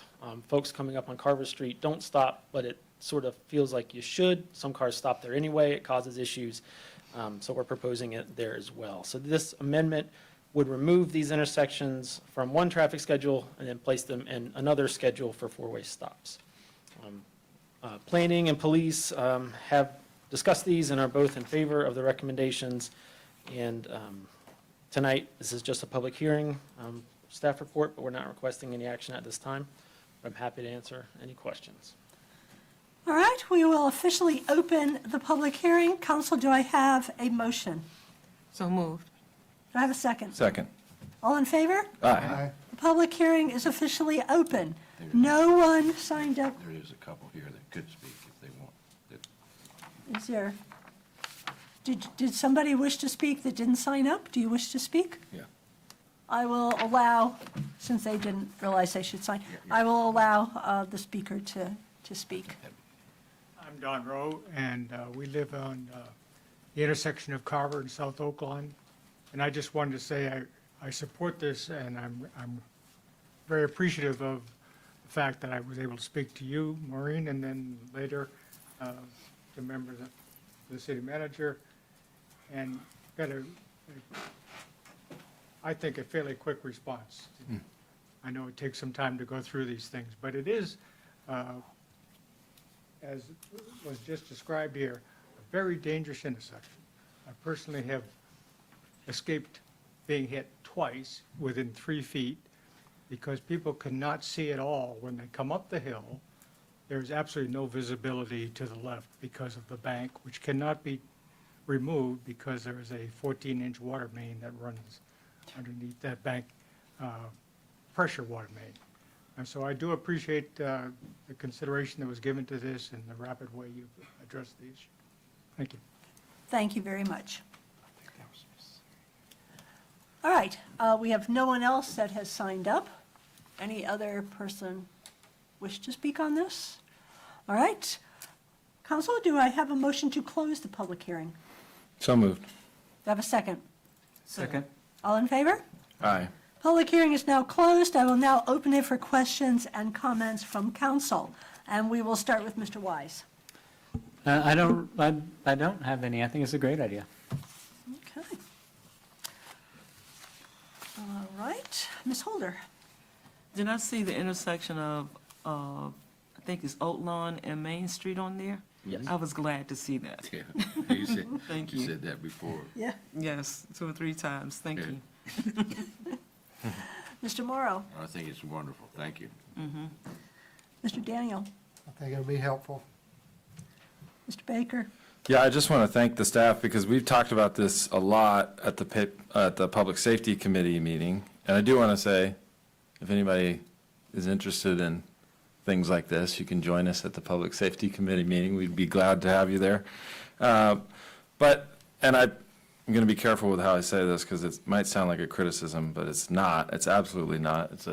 I'm trying to commend staff that, I don't remember the committee actually recommending this forward, but I was really happy to see it on the agenda because I think maybe we figured some stuff out in the interim and you wanted to get it to us right away. Is that accurate? I think it was more of a, sounds good kind of Yeah, referral well, rather than an official vote. regardless, I'm really happy that staff moved quickly to get this on a city council agenda because we could do this thing that local government loves to do where we talk about it for 5 months and then we might do it and then we send it back to committee and then but I think, this is an idea that's been vetted through, some traffic engineers and as I said, the Public Safety Committee meeting, so I'm glad to see it accelerated to City Council and look forward to voting on it in a couple weeks.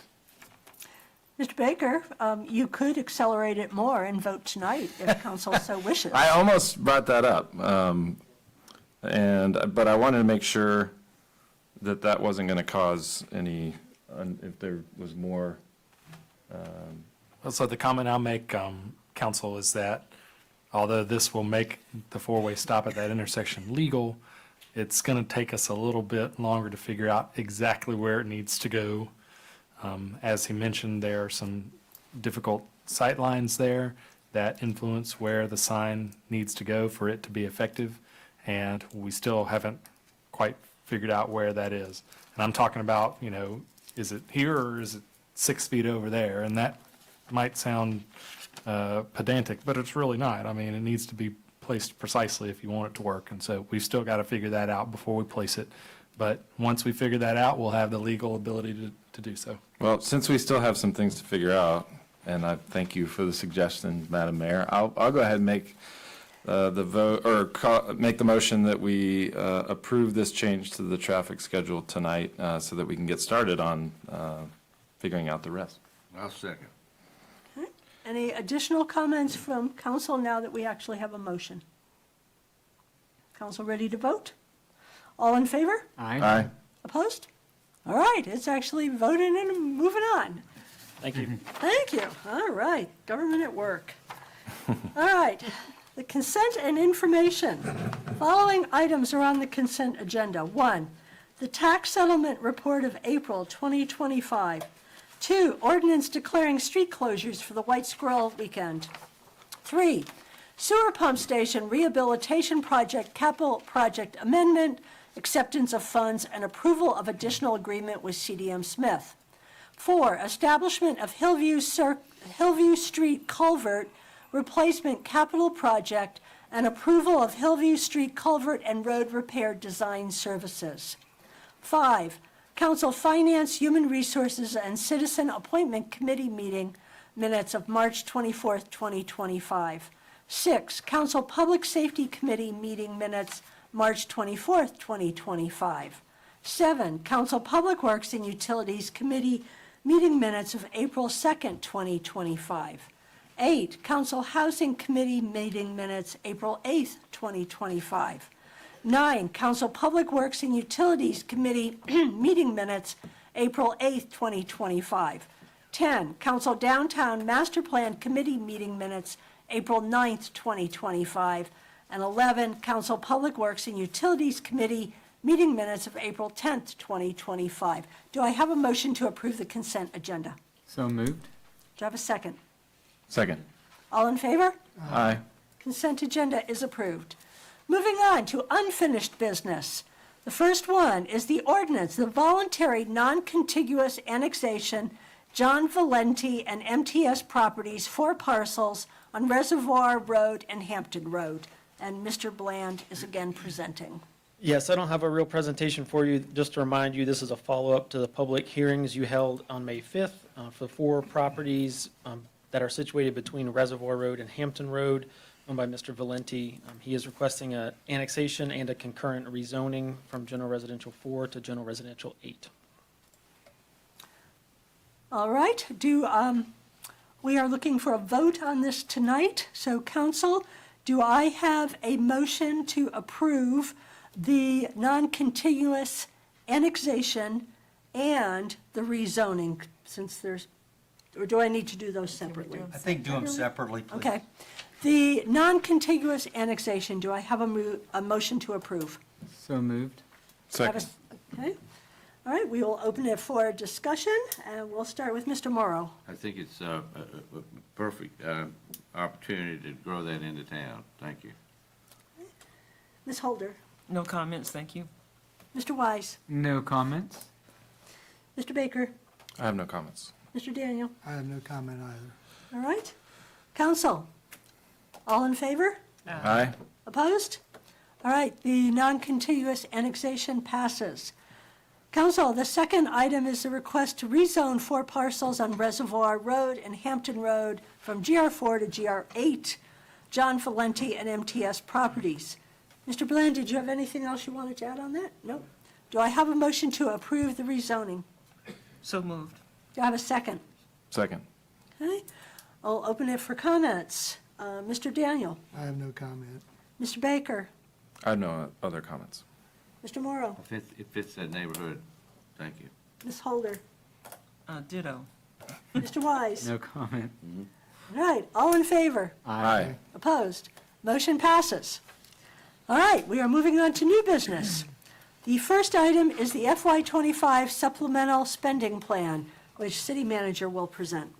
Yes, ma'am. So this is a habit that I've had throughout my career, and that is to try to take pressure off the forthcoming year's budget by buying the things that we can afford in the current year budget. And if someone wouldn't mind bringing my table up on the screen there with the supplemental spending plan, I'd appreciate it. We did this last year, and this table had about 12 to 15 lines. This year, it's only 3, and that's because of the economic circumstances. But there are some projects that would have been recommended in the budget, but we can afford to do them this year, and so I'm asking you all's permission to let us proceed. And you can see them here on the screen. Only one general fund project, and that's the downtown parking study. SCADA upgrades for water and sewer. And the big one, the replacement of our old wastewater treatment plant dump truck with a new one. It's actually going to be a little bit less than what we have on the screen there at only $190,000. And so I'm asking you to approve these 3 projects, but also to improve the requisite budget amendment so that we can move that $190,000 into a spendable account so that Aaron Winans can drive down to Greenville tomorrow and pick it up. Right? Okay. Literally? All right. Get it tonight, we can get it tomorrow. So, council, do I have a motion to approve the supplemental spending plan and the budget amendment? So moved. I have a second. Second. All right, we will open it for discussion. Mr. Morrow. Thank the manager for bringing this forward, and we were able to save some money. That's even good, too. And getting the truck early, that's even better. Ms. Holder. Thank you. Saving 38,000 at least, right? Yeah, that's it, yeah. Mr. Wise. Man, I want to go get the dump truck with you, Aaron, but I can't. Can we get a ride on it? We should all get a ride on it. Yeah, that'd be cool. Yeah, and I'm glad to see the downtown parking study on this as well, so no further comments. Okay, Mr. Daniel? I have no comment. Mr. Baker? Just a brief comment on the parking study. The process for how we select whichever firm we go with to do that study, how do you see that playing out, and when does that get started? We've got the solicitation about ready to post. We'll probably post it here in, the next 2 weeks or so. I don't know, 2 weeks of selection.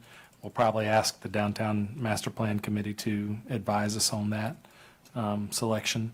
And then I don't know how long it'll take to do the work. Those timelines will be submitted as part of the proposal. But I guess that the work won't be completed this fiscal year. We'll just be paying for it with this fiscal year's dollars. Right. And will city council have a final approval of the firm, hiring the firm? Yes, sir. Okay. That's all my questions. Thank you. All right, I think I got everybody's comments, right? Any additional comments? All right, we ready to vote? All in favor? Aye. Opposed? All right. The plan and the amendment are approved. All right, we pulled the second item, so we are moving on to item 3 on the agenda, and that is the endorsement of KCI recommendations, read the wastewater treatment plant improvements. And that is our Assistant City Manager, David Todd, is going to present. Thank you, Mayor, Council. Good evening. I've got a little bit of a technical and somewhat lengthy presentation tonight. I'm going to try to move as quickly as I can, and I may skim over a few things. If I do and you have additional questions, I'll be glad to go back and cover those in more detail. You should have a resolution in front of you that is seeking 3 items. So the first item on there is that we are asking you to approve us to move forward with our wastewater treatment plant renovation in 3 phases. And I'll go over that in more detail. The second thing we're asking you to approve is design amendment number 1 to KCI, who's the engineer we have of record. They're currently have kind of completed the work they need to do to date with money left over on their contract, and we're wanting to reallocate that to further design work. And then the third item on your agenda is, or on the resolution, is to approve a second design amendment for KCI, which would complete the current design work that we're working on and would take us through preliminary engineering on the future design work that we would be doing. So that's just kind of a brief piece of what I'm going to try to walk us through tonight. You should have some diagrams in front of you. I'm going to work our way through those. Before I do that, though, KCI has submitted to us a very in-depth predictive flow analysis of our wastewater. So that was what we asked them to look at in our preliminary engineering report, was to tell us where they thought our flow should be in both the immediate 5-year, 10-year, 20-year, even 50 years down the road. So they thoroughly looked at all of the available property in the city that was developable in floodplain, out of floodplain. They used some statistical numbers to generate what they thought the flow would be. They added in some extra buffers to consider things like industrial growth or additional breweries coming in town, or even a few things outside of our ETJ. So they looked at the big picture. And with that, they've come back and recommended to us 3 things. 1, our long-range flow for our wastewater treatment plant should be about 4 million gallons per day. We currently have a plant that was originally designed for 2.5 million gallons per day, but I'll talk about that in a little more depth in just a minute. So our current plant, what you have in front of you on the first diagram, and I'm going to try to show you this with the mouse, and hopefully you can see it, and you have the same print in front of you. Before I do that, let me do one other thing. I want to introduce Kyle Seaman with KCI. KCI is the engineers helping us with this project. Kyle, are you on? You're muted. Yes, I'm on, David. Thank you. Okay, thank you, Kyle. If we have any questions and we need some detailed expertise, we've got Kyle to help us with that. Okay, so this first diagram that I'm going to show you, this is our plant as it currently operates. So in general, our sewer collection system, if you start over here on the left-hand side of the diagram, all these diagrams kind of flow left to right. Our sewer collection system ultimately kind of winds up with everything that is picked up at either our Wilson Road pump station or our Neely Road pump station. Those two pump stations then bring the material that's been collected to our plant. And the way our plant currently works is those materials come in, they go across a screen, which is just like what it sounds like. It removes any kind of large things that might be in the wastewater, such as plastic components or a stick, rocks, anything of that nature that might be big. The screens remove those kind of things. There is a tremendous amount of material like that in wastewater. From the screens, it then travels to what's called the grit chamber. And the grit chamber does just what it says. It removes sand, smaller rocks, those type of things. And those materials are then taken to the landfill. Now, I'm going to talk in a lot of depth on this first part of this diagram, and then it's going to repeat, and I'll push our way through. So it's kind of important to understand the first part. We also have what's called an equalization tank, which is this big box you kind of see in the upper left-hand part. What the equalization tank does is it kind of acts like a fat spot in the line. If we get an exceptionally large amount of flow, we have the ability to start to direct some of that flow to the equalization tank, so that not everything goes through our plant, because our plant is sized such that it can't handle all of the flow once it gets above the design amount. And I'm going to avoid saying that here for just a second, what that design amount is. We also have a septic receiving, so trucked in materials go through their own dedicated screen, and then they go through the current grit chamber and then on to the plant, where the biological removal process happens. So our plant was originally designed for 2.5 million gallons per day. But what we have seen is that what I'm going to call high-strength waste or heavy waste is what we tend to receive at our plant, largely impacted by breweries. So the plant is designed to remove two things, BOD and total suspended solids. So the BOD speaks to the oxygen level when our wastewater becomes clean water and is returned back to the river. So if we exceed a level of BOD, we would make it very difficult for the fish to breathe. The TSS, or total suspended solids, are not only the plastics and pieces that are removed from the screens, but they're also other finer materials that would be floating in the water or things that break down in the water. The way our plant is currently designed, we use the RBCs, rotating biological contactors, to break down the total suspended solids. And they do that by basically creating bugs that come in and eat those materials, and over time they break down.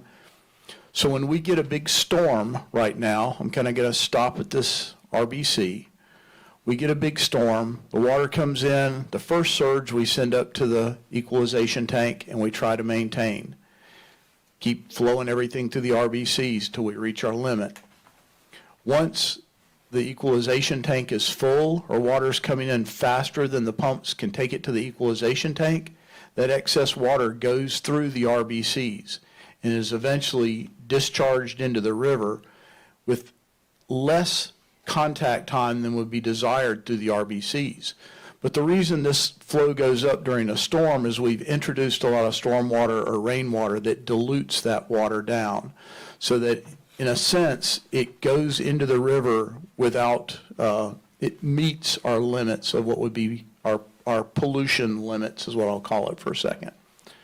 So this in general is how the plant works. Now what happens again, because of those increased BOD and suspended solids, our plant has dropped from the 2.5 million gallon per day original design rate to a 1.6 million gallon per day actual rate. So we're below where we want to be, and we're right to the limit. So every day our guys are fighting and battling, making sure everything is running just as efficiently as it can, so that we ensure what goes into the river is within our permit.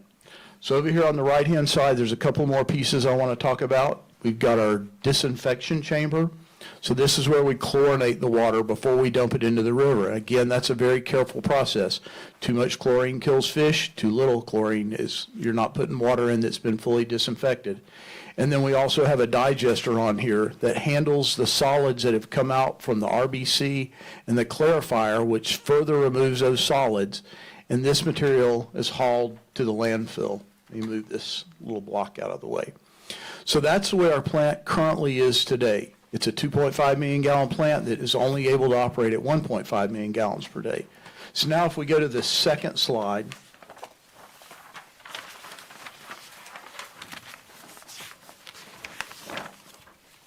what KCI has recommended, when you look at that predictive flow rate, what it shows you is that our flow rate goes up very slowly over time. So our need at 5 years is much different than our need at 30 years, but it slowly increases. And in fact, they've kind of predicted that our flow rate may only be 2.5 to 4 million gallons at the 30-year mark. So it's very difficult. Again, it's a bit of a guessing game. It's trying to predict the future. So anything that they are doing to the plant, any change we make is designed to handle that future 4 million gallons per day. So the first thing that they have recommended, the phase 1 change, would upgrade what we call the headworks to the plant. So the screens that I showed you previously and the grit chamber that I showed you previously were designed originally for 2.5 million gallons per day. They would be replaced with new screens and new grit chambers that are rated for 4 million gallons per day. So we could handle that future load down the road. They would also probably operate a little bit more efficiently than our current equipment does, but not a tremendous amount more efficiently. And what you see on here is, here's the new screens, here's a new grit chamber. You also see our septage. Our septage receiving has, again, its own dedicated screen, and it would reuse the grit chamber that we currently have. So everything coming in new would go through the screens and would go through the grit chamber. What you don't see in this particular situation is the equalization tank that was up here at the top left. In this scenario, we've moved it over here to the far right. One of the things I failed to mention in the original scenario, the equalization tank has no agitation that you see in this current tank. The little propeller kind of acts like a blender. So what happens now is this waste material that's coming in a storm surge, we put it in our equalization tank. It's not agitated. It sits. Sometimes it sits for a couple of days. It can solidify and get heavier in the bottom and becomes very difficult to remove out of the equalization tank, and it becomes a slower process. When that sits in the equalization tank, it can do what's called go septic. Think about it, rotting. That leads to odor. So one of the things right now that we believe is a large contributor to odor from our plant is when we wind up with material in the equalization tank, we have no way to agitate it, to move it, to aerate it. It sits, it becomes stagnant, it goes septic. So if we can get our equalization tank to move the material and get it out, that should help tremendously with odor. So what you see in this scenario, I'm going to come back to the equalization tank in just a second. We've got new screens upgraded to 4 million gallons a day, a new grit chamber upgraded to 4 million gallons a day, and then we have a new device into our system, a primary filter. I'm going to greatly simplify the primary filter.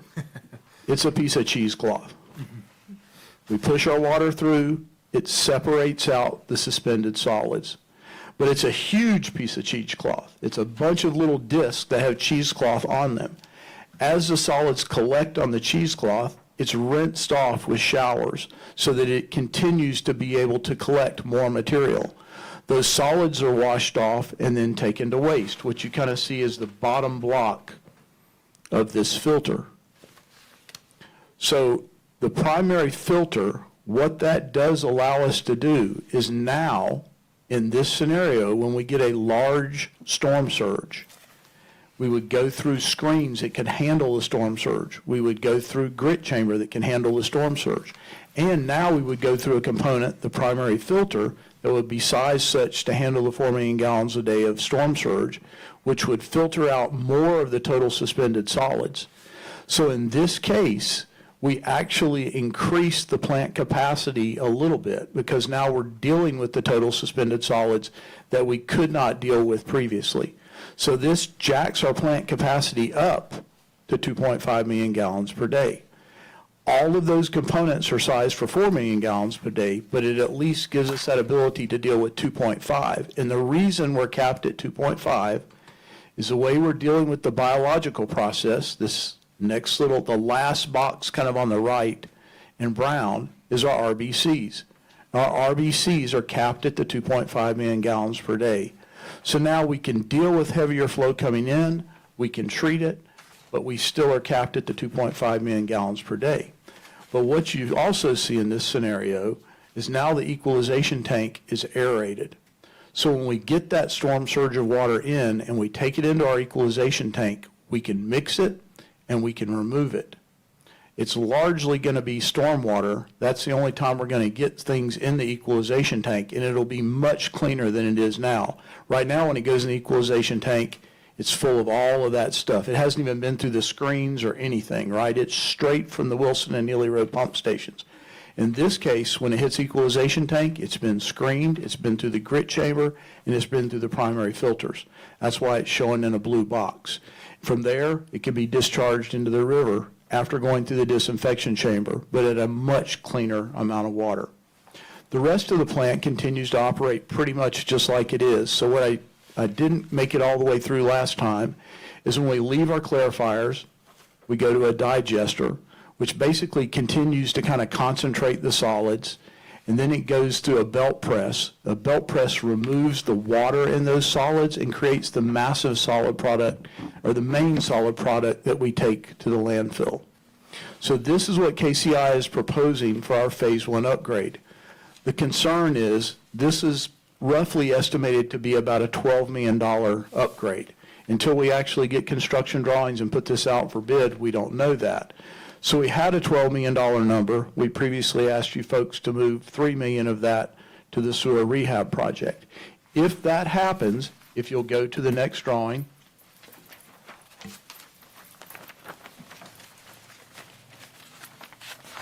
if that were to happen, everything is designed such that we could leave the primary filter out for the time being. The rest of the system would operate just like it's shown on here, but the primary filter could either be done separately later, or it could be included in phase 2. So if you left the primary filter out, the equalization tank, as it's shown on here, would be agitated, but we wouldn't send it directly to the disinfection chamber. Instead, we would bring it back through the RBCs. So this is still roughly a 2.5 million gallon tank, but it's not nearly effective, especially in storm flow, as with the pretreatment filter, but it allows us to work. And it's a easy way for us to make the budget fit within the $9 million we have, if that was necessary. So from here, I'm going to go to the next phase, which would be what we're calling phase 2. So kind of back up just a second. You got our current plant. Phase 1 would add new screens, a new grit chamber, and a primary filter, and it would move some things around with the equalization tank. The plant capacity is at 2.5 million gallons per day. At the next phase, we would increase plant capacity to 3 million gallons per day, and we will work for the first time on the biological process, which is where we're held back at the 2.5 million gallons per day. So on that next drawing, what you see is the front end is really all still the same. We're receiving at Wilson Road and we're receiving at Neely Road. We're going through new screens, new grit chambers, going through the primary filter. But instead of RBCs, what you see is a new biological treatment process. There are several choices for what that could be, but likely the choice would be SBRs, which is called single batch reactors. Why it's likely an SBR is because of the footprint required for an SBR and allowing our treatment plant to fit on the current site and the current real estate we have. Also, some of the things that we're doing with the equalization tank is allowing this process to happen without ever taking the plant offline. So when we do phase one, we would build the new screens, we would build the new grit chamber, we would keep the current plant operational. Once those new components were in place, we would shift from the existing screens and existing grit chamber to the new screens and new grit chamber. Then we would remove the screens and continue forward. So this process not only fits and fits on our footprint, but it gives us a way forward utilizing our current equipment. So now this next phase, really the biggest difference here is the SBRs come out and you have the SBRs going in. The RBCs come out, and you have the SBRs going in. The SBRs, unlike the RBCs that have a big rotating disc and mechanical piece, are really just a big open tank with several agitators and pumps that accomplish the same kind of thing through a mixture of agitating, sitting still, pumping things out. Ultimately, you get to the same place, although this is called an activated sludge process, whereas the RBCs are not. The other thing that you see on here is that there's a switch. What was the equalization tank is now performing the same process, but it's what we call our digester, which is a much smaller tank. Our equalizer tank would become a new digester that would further allow concentration of solids. And then what you see here on the far right, it's not colored, the belt press becomes a centrifuge, thank you. I keep wanting to call it a centripetal, a centrifuge, which is a spinning device that's going to help us dewater much, much better than the belt press does. It can basically double the amount of moisture that is removed, which is a tremendous amount of water weight. We pay to the landfill by weight. So when we remove that water from our sludge at 8 pounds a gallon or something like that, it makes a tremendous difference in what we pay to haul materials to the landfill. So in this scenario, we've now jumped up to 3 million gallons per day. We have a new biological process, and we may be good for 20, 30, who knows how long. We would probably at some point in time, 10 years down the road, want to take another look to assure that the assumptions we made were valid. And then the last stage of this, it takes it to 4 million gallons a day. It's pretty easy. All it does is it adds additional SBRs, additional biological process. Other than that, the whole rest of the plant is the same. And again, it fits on our footprint. So that's the phases. Now let me tell you a little bit. That's what we're asking for. The first thing on the resolution is that you approve moving forward in this fashion. Now this has been seen and reviewed by the Public Works Committee and has been approved and recommended by the Public Works Committee. The second thing on the resolution, design amendment number 1. KCI had roughly $350,000 to do this work. They've spent roughly $180,000 of it, leaves roughly $180,000 on the table. With that remaining $180,000, what we would like to do is move from this preliminary phase to actually the first phase, or a 30% completion of construction drawings to complete phase 1.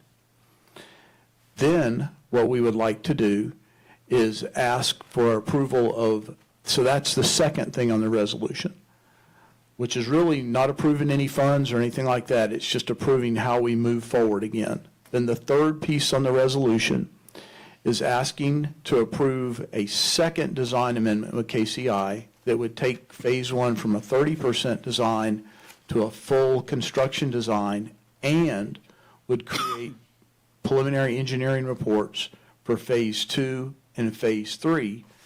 The cost of that is going to be in the $1 million range. It's a lot of money.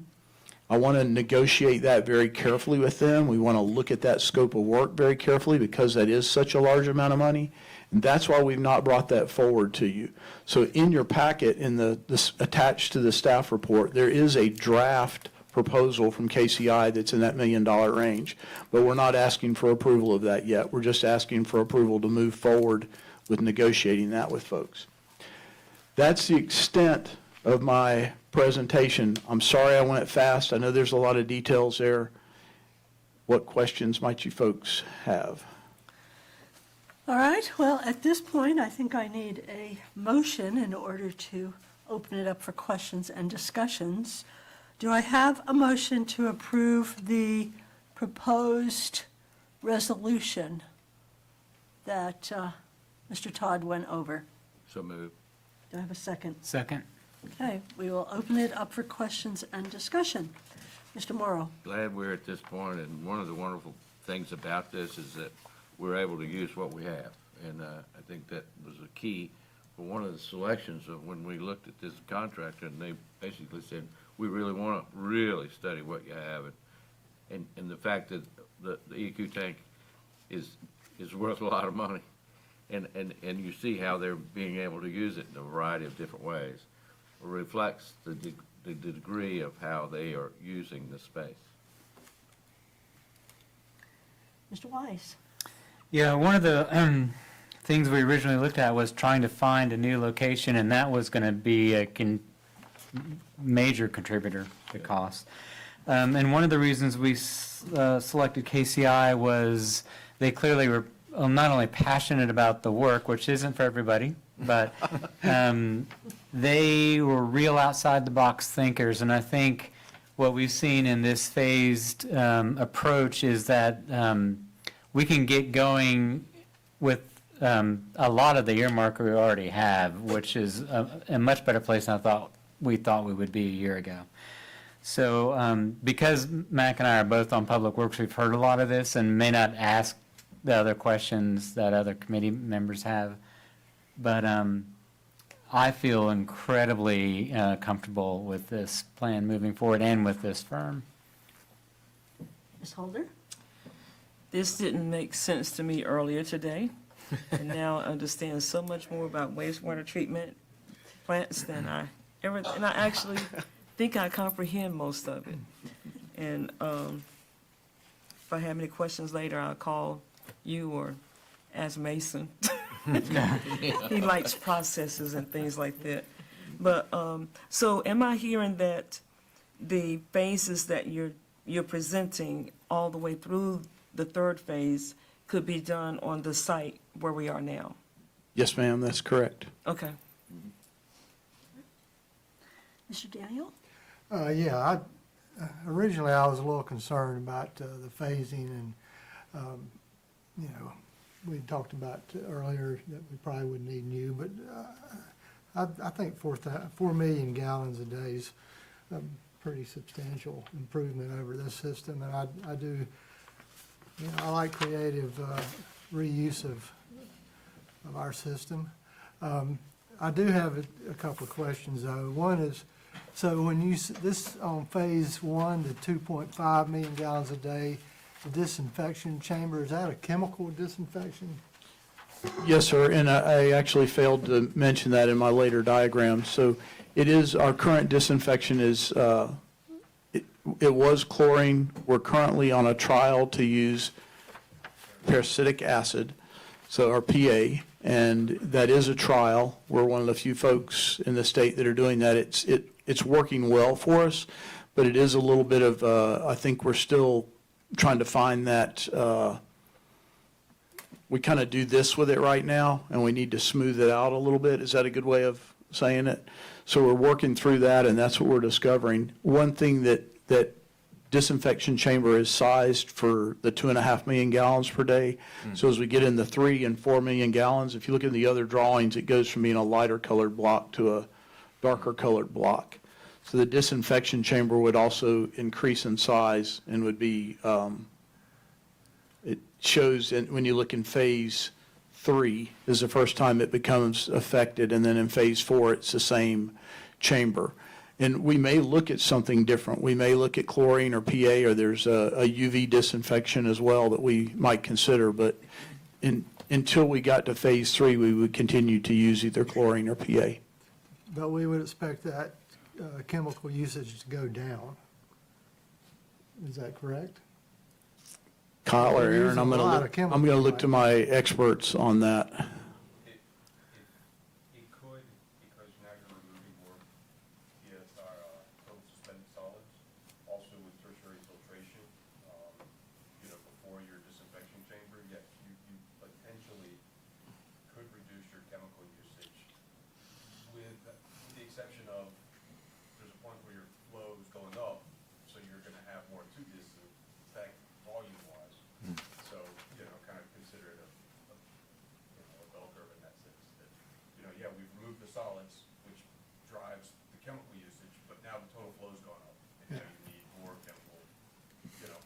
The ratio would be lower.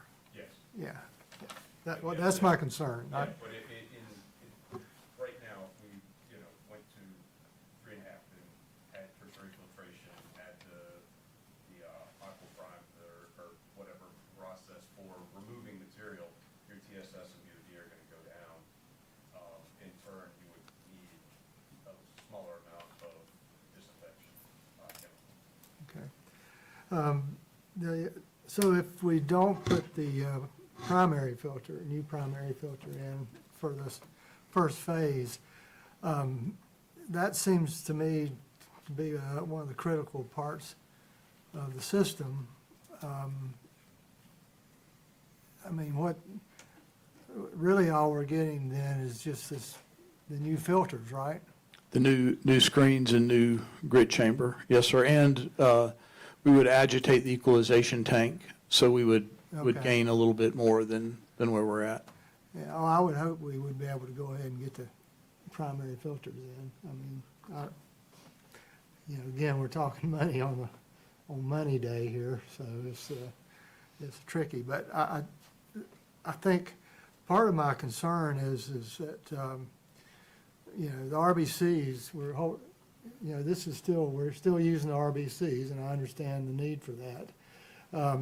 But we also know that that's short term.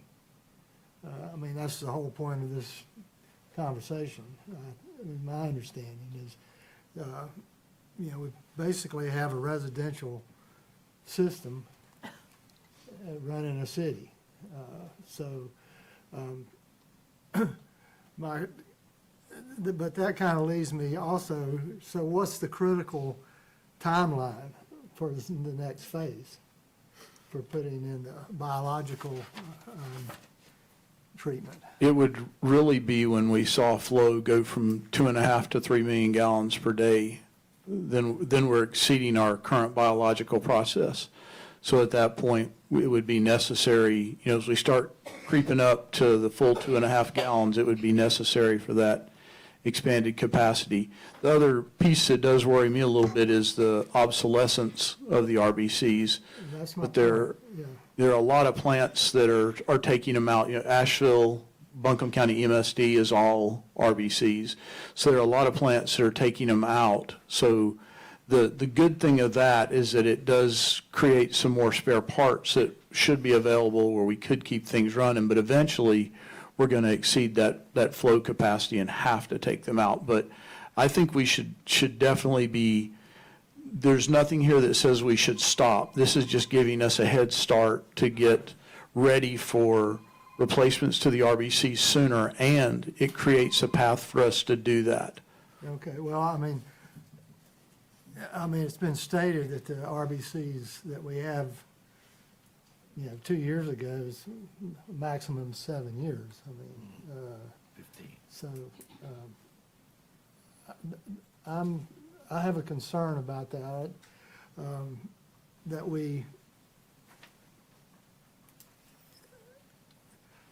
I think we need to plan sooner than later, I guess is what I'm saying here. And I think we need to plan is also what I'm saying. I don't think we want to necessarily wait till our flows reach a certain level to replace an obsolescent system, that when it breaks down, we're going to be standing with our hands in our pockets, So the KCI design amendment number 2 would do that very thing. It does the preliminary engineering report to figure out where the SBRs would fit, what the piping would look like.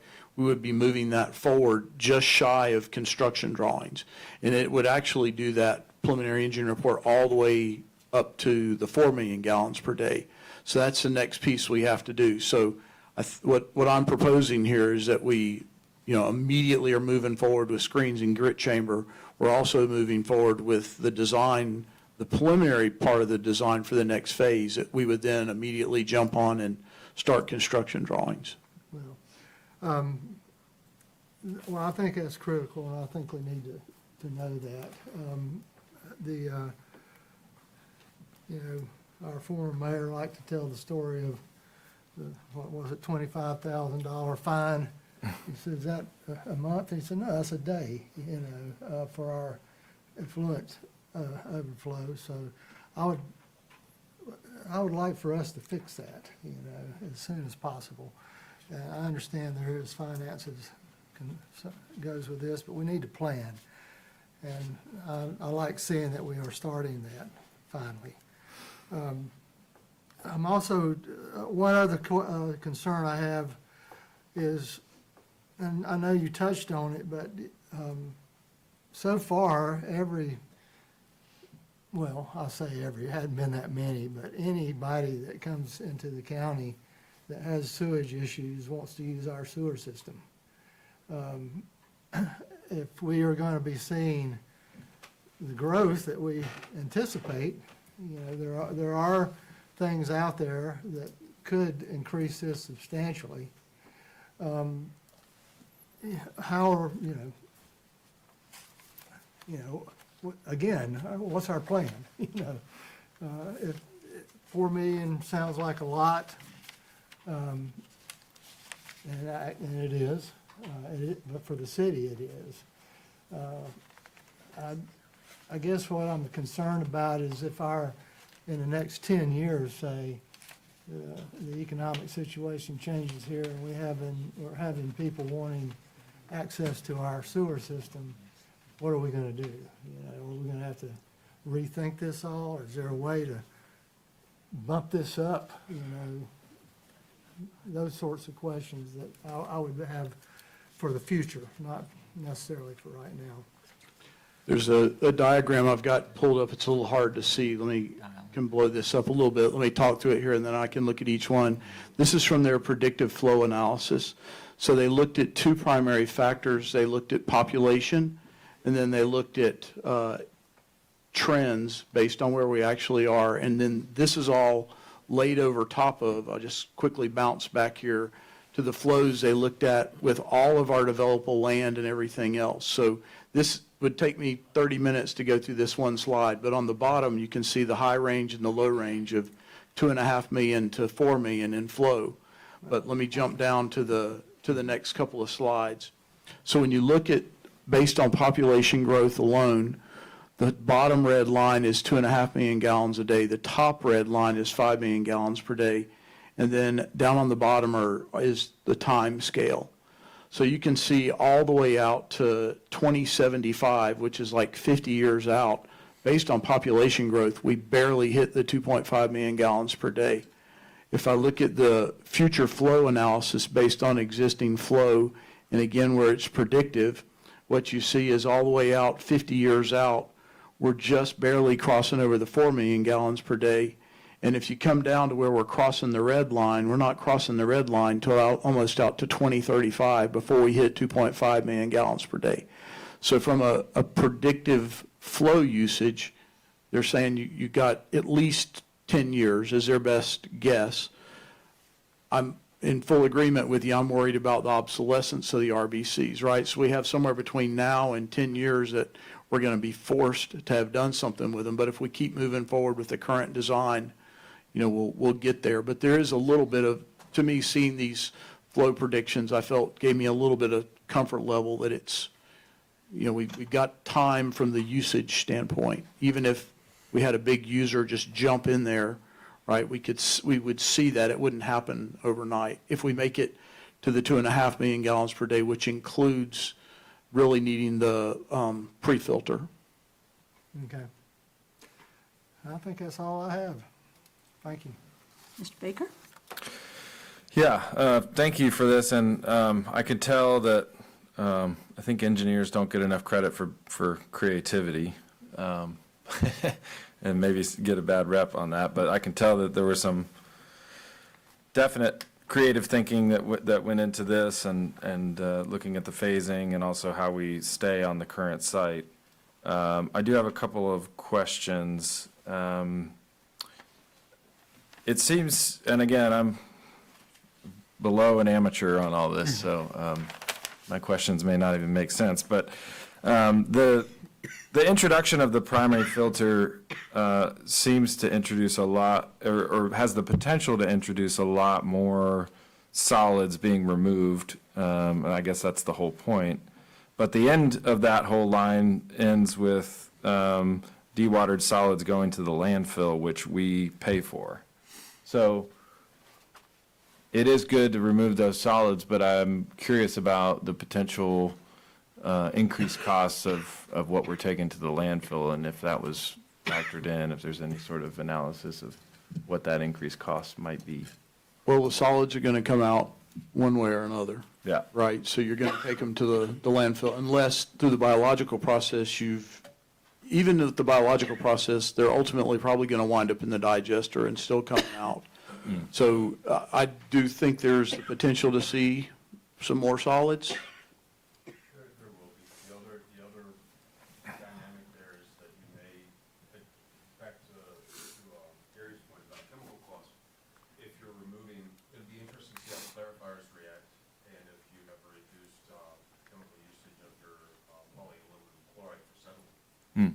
So there may be an advantage there. But yes, your solid, say, taking the landfill, that is going to go up cost-wise. But it's not going to be as significant as possible tonnage increase. The cost of treatment. Itself has. Right, yeah. Now, the dewatering will more than, if when we get to the phase of taking the belt press out and going to a centrifuge, that the water weight percentage-wise is massive. That'll make the biggest Right. difference in what we're paying to take, because we're paying to take water to the landfill. Right. Well, I work for a place that has 2 centrifuges that were hugely beneficial to, not on this side of things. They were on the making beer side of things, but we were able to, obviously, we're trying to extract liquid too, because that's what we make money on, and it changed everything for us in terms of what we were able to get out of it. So I can see the benefit of that. Again, going back to the primary filter, it does seem like that is sort of the crux of phase 1, and I do have concerns that we would potentially have to skip that. And I wonder if, I guess this is for the city manager, if we've thought through potential other financing options for the primary filters so that we could go ahead and complete that for phase 1. Yes, sir. Well, they will design construction drawings for this option that we can put in, see whether we can afford it. Although David and KCI estimate that we won't be able to right away. We don't know that. We got to go to the market first. And so this work that we'll be paying for with KCI will help us find that out. And if we can't afford it, we will have sophisticated enough drawings that we can competitively pursue other funding options like grants from the state, grants from ARC, all those other, buckets that we turn to. It would help us be a more competitive applicant for those grants. Well, I want to thank everybody that worked on this. I think the phasing approach is smart. I do have some of the same concerns that Gary talked about, particularly with, and I understand that the flow projections and is tied to population projections, but, I'm hopeful that, our population growth has been pretty pitiful. If you look at the census of the last few years and the one before that, and, I'd like to think that we, get to a better place in terms of population growth, because a certain amount of that is needed for a vibrant city that has working people living here. So I do think that those population projections are probably on the low side. I know they're based on what we've seen in the past, but I'm hopeful that we can, change those things. So I do think that we're going to need some of this sooner than we probably think. But I'm happy to see that we're prepared to get the drawings necessary and get the documents ready for looking for financing, and yeah, it seems very prudent of us to plan ahead. One final question from me, I think this is related to the final phase and the, you know, the new biological process. I mean, is the 4 million gallons per day, is that the max that we can expect to treat on the site? And is the biggest constraint to that just physical space? So we've had a lot of discussions around that very same question. With current technology, the real estate would cap us in. Now, there's a lot of adjacent property that is floodway, so there are potentially things we could do that would be very costly to, if we can get in the floodway at all. And Paul would have to help me with that, but I mean, I think it's something we could look at some point in time. But we're also talking about, you know, they were projecting that to 2075, right? So 50 years from now, Yeah. what's the technology going to look like? And one of the things that they have seen, kind of in relation to population growth, is that plumbing fixtures have become much more efficient. So, you know, even though people are going up, the water rate's not going up parallel, right? The water usage rate, boy, that's tough to say, is dropping off a little bit as population rises, right? So those two are diverging. So, you know, where does that wind up, and what industry might or might not come in that might, you know, drive that as well? But all that kind of, it all works in conjunction. Right, okay. I think those are all my questions. All right. Another question. if I Yes, may. Mr. Daniel. It occurs to me that it's sort of like, you know, I've got a wood stove that's high, you know, 80% efficient, but it's 80% efficient when it's operating at capacity. If you follow me, it's got to be running hard.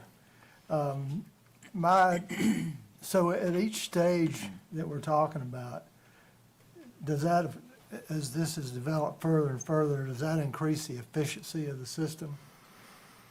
Yes, sir. Especially with the pre-treatment filter will make a massive difference in efficiency. But all the way to the 4 million gallons a day, that would be the most, when it's running then, it's most efficient with all that equipment. Now, I guess it's more about the equipment and the process than actual flow. So I believe, and again, I'll look to Aaron and Kyle to help me with this, but I do believe the activated sludge process is more efficient than the RBC process that we're using now. So when we change that biological process, and Kyle, you weigh in if I'm not saying that correctly, when we change to the SBRs, the biological process itself should be more efficient, but also just the fact that we have removed solids at the pretreatment filter allows that equipment of the same footprint to operate more efficiently. So that's what's going to allow our RBCs to go back to the 2.5 million gallons per day when the pretreatment filters are in place, because it will increase that efficiency. Yes, that's correct, David. Thank you. Now, that just increases the urgency for me, you know, that we get her done. Any additional questions, anybody? We ready to vote? All right, we have a motion and a second. All in favor? Aye. Opposed? Okay. The resolution is approved. Now we need a motion to approve the preliminary engineering report number 1, amendment 1. Do we need another motion? Or, I think the motion was for all three. For all Yeah. three? Good. That was my understanding, too. yeah. All right, good, thank for you. everything. Yep. All right, we are now moving on to the next item, which is... Oh, thank you. Thank you very much, everybody. Thank you. Good night. All right, we're moving on to the Cashers Valley Road land disposition. And we have Paul Ray, our planning director, is going to be presenting this.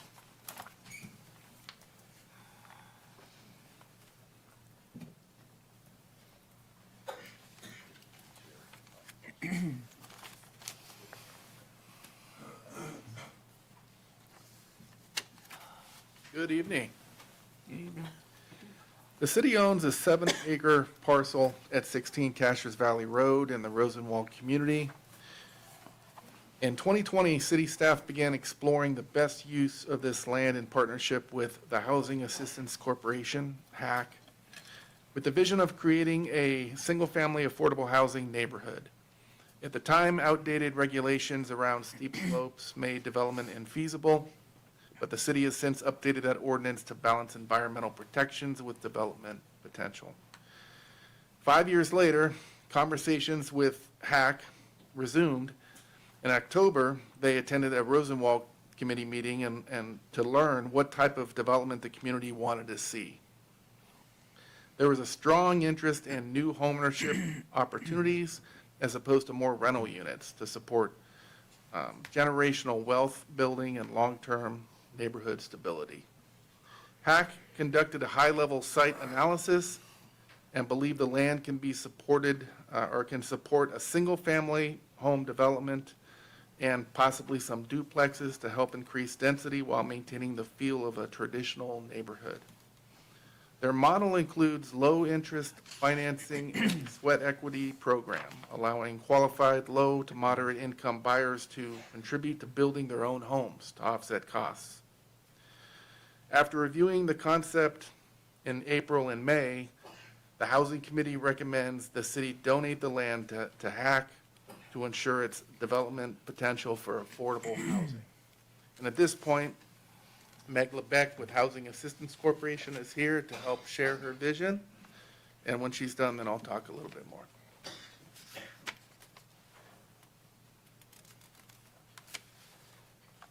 Good evening, everyone. Thank you again for the opportunity to come before this body and to talk about a vision for what could take shape in this neighborhood. It's been wonderful to have so many community conversations to date. I want to talk a little bit as this opens about who we are as an organization. I think we may not be a particularly loud group, but we have been working in Transylvania County doing home repair and preservation work, housing preservation work for about 10 years. So I want to talk a little bit about, and this is a different presentation I have in my hands. We've been to a number of different committee meetings. So we're a 501c3. We were founded in 1988 as an ecumenical group doing home repair and preservation. And in the time since then, we have done, I don't even know how much home repair work. We have built 210 single-family homes, mostly using the USDA self-help mortgaging program as well as direct loans.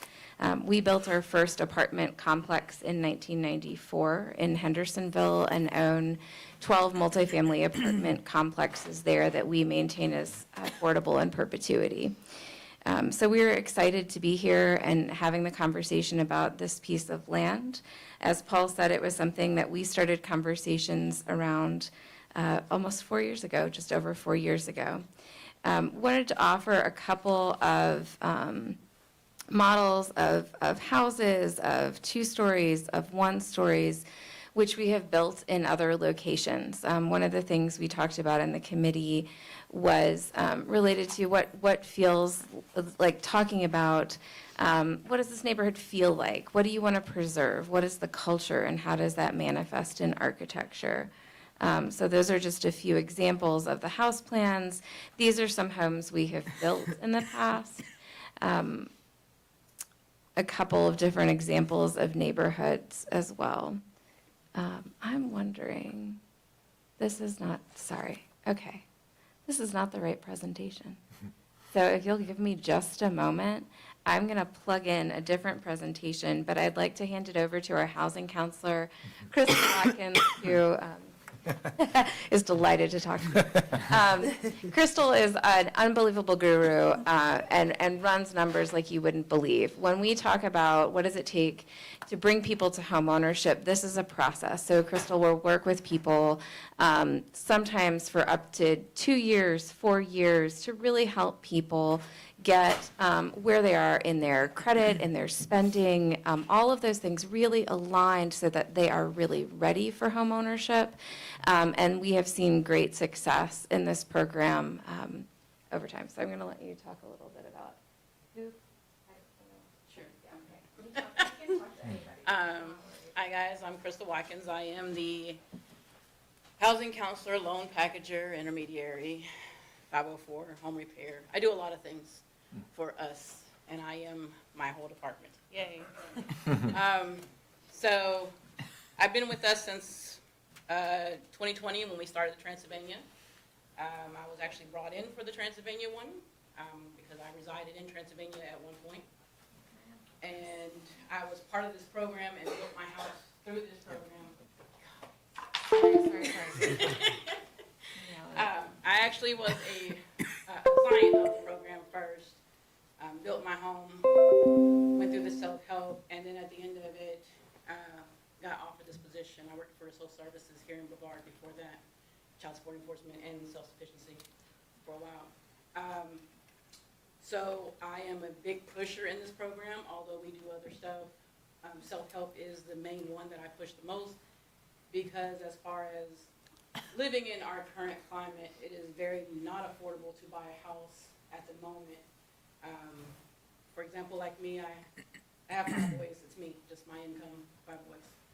So for me to get the house that I needed for size, I would have to come up with at least $600,000 or more in Transylvania County to get a decent house.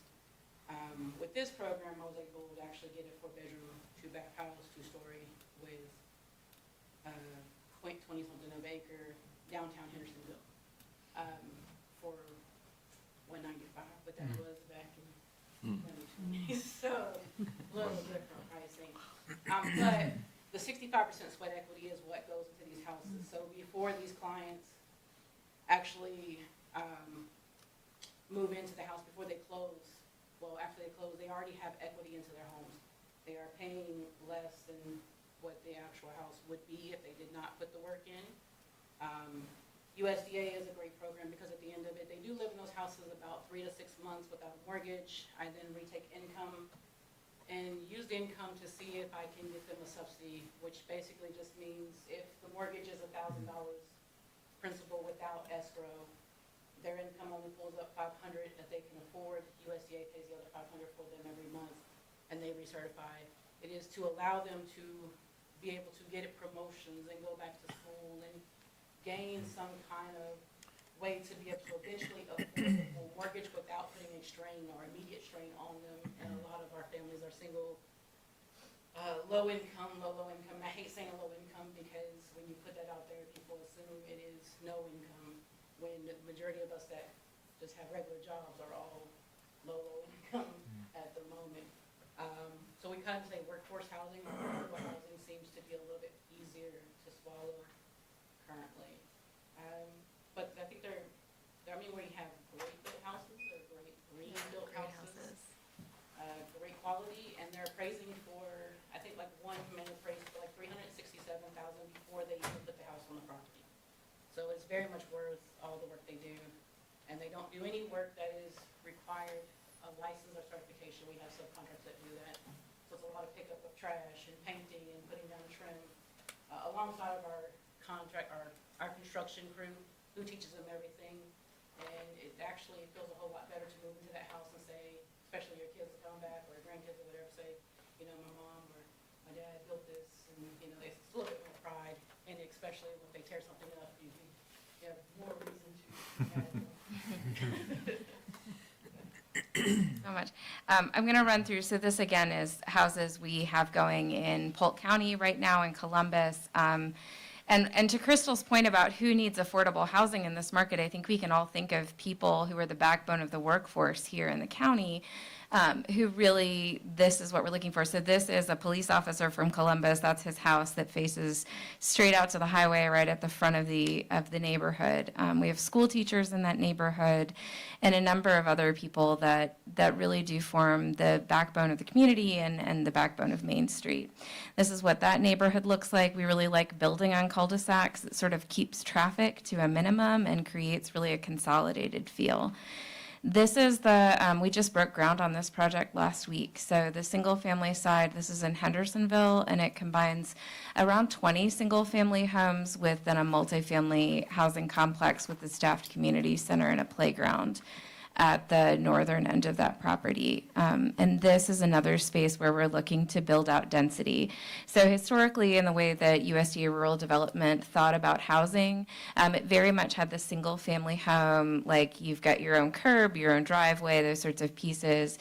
As we get into how do you make housing affordable, the cost of infrastructure continues to go up, the roadways are expensive. So figuring out creative solutions for distributing that cost is something we're looking at both here in this neighborhood and also would be looking to as we further design what would take shape here. We talked a little bit about what is the need, who needs affordable housing. So this is just gives us a distribution of cost-burdened housing households within the county, both renters and homeowners. And it's really pretty significant here in Transylvania. I don't know if anybody saw the median sale price of a single-family home in Transylvania last year was $699,000. It topped Buncombe County. So what does it take to have, affordable housing in this community? I think we're really excited to be a part of looking for those solutions with the city. We've done a number of iterations on this property here off Cashers Valley Road, and this is where we are right now. There are 14, this would allow for 14 single-family homes. Again, there's some lot distribution that would lend itself to having duplexes, multiple driveways, maybe at the cul-de-sac, it's easier to have, a series of townhomes, maybe that feels right. So I think, this is, again, the beginning of what we hope will be 14 to 16 single-family households of some kind. We also discussed at the last conversation, can we have a through road? And it was raised, well, there's only one way in and out of the neighborhood right now. So to make another through road, does it become a thoroughfare? But we were excited to continue as we fine-tune this design to also look at, how do you move people though? Could we have bike paths? Could we have sidewalks that run through from the street above to the street below and find those access points? So we're excited to discuss those opportunities. These are, again, some of the different house plans that we use quite regularly. And then this is, and Crystal can speak to this again if there are further questions, but every county has its own distribution of area median income, which changes every year. And so this is for the number of people in your household, what the income limits would be at the upper end to qualify for these different tiers.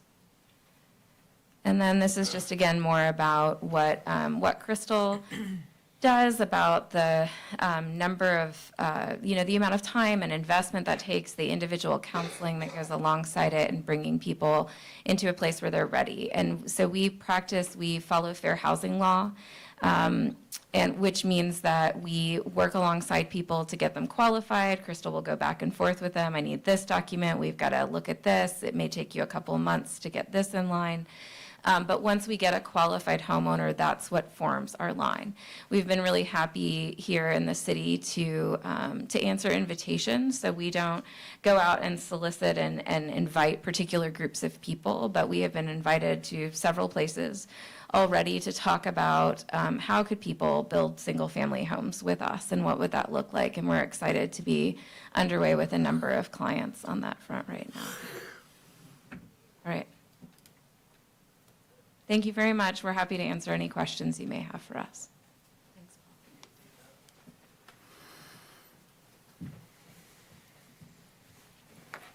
As you can see, this parcel looks a little bit different than the GIS parcel that I had up earlier. We carved out a good acre of the parcel for Public Works. They wanted to expand in some form or fashion and use that part. So this equals about 7 acres. I wanted to say that this project, this initiative, supports the city's 2030 comprehensive land use plan, which really prioritizes expanding housing opportunities while preserving neighborhood character. And that's what this does. It also encourages public and private partnership to deliver affordable housing. The out-of-pocket fiscal impact to the city is minimal. We did agree to, at some point, extend city sewer to the parcel, to the front of the parcel, and if done in-house, that would cost probably about $20,000 or so, materials to do that. The big contribution would be the land donation from the city. The requested action tonight is for council to approve the attached resolution and development agreement authorizing the city manager to donate the property at 16 Cashers Valley Road. This would give HAC the ability to move forward with fully designing the neighborhood, taking us another step closer to a more affordable housing inventory. Happy to answer any questions. All right, council, do we have a motion to approve the resolution and the development agreement? So moved. Do I have a second? Second. Okay, we'll open it for discussion. Mr. Baker? Oh, you sure you want to start with me? No, but I could talk about this for a very, very long time, so I'm going to try to limit myself. But this property's been on a little bit of a journey on its own, and we were originally talking to the Housing Assistance Corporation several years ago about a similar project that probably would have been along the length of Cashers Valley Road, and had some issues with the utilities that are located above there. And then, of course, when DFI looked at this property, the steep slopes became an issue for multifamily. And the city worked on amending our steep slope ordinances citywide to open up some additional land for housing. So a lot of steps along the way have brought us here. And I'm very happy that Housing Assistance Corporation has stuck with us and trusted us that we would eventually get to this place. Trust, I think, is a two-way street, obviously, and some of this project is not 100% baked as we're looking at it. But knowing the work that Housing Assistance Corporation has done elsewhere and is already doing in our community, I have a level of trust that they are going to follow through and help us achieve, one of our priorities, which is supporting affordable housing. And this does that in a different way than some of the other projects that are already ongoing. We've got the Fairhaven Meadows project, the Azalea Avenue project, which are all going to be rental properties, multifamily. And this, in a different way, helps with some of the generational challenges that we're having, and offers, the opportunity to build wealth in a place where somebody is already living and having a hard time staying because of the cost of housing. So, it's a multi-pronged approach that we're using to attack the housing issues in our city. And I debated whether to go here or not, but I feel like I need to. So I just have to say that the approach the city is taking with housing, the trust that we're giving to other organizations, could not be more different than the approach that some other entities in our county are taking, which is a complete lack of trust in other organizations, a requirement that anything comes to them with every single item figured out completely, with every lawyer in the state having reviewed it and is happy to see it. Now, what that does, and I'm talking about the county, I'll talk about the county. What?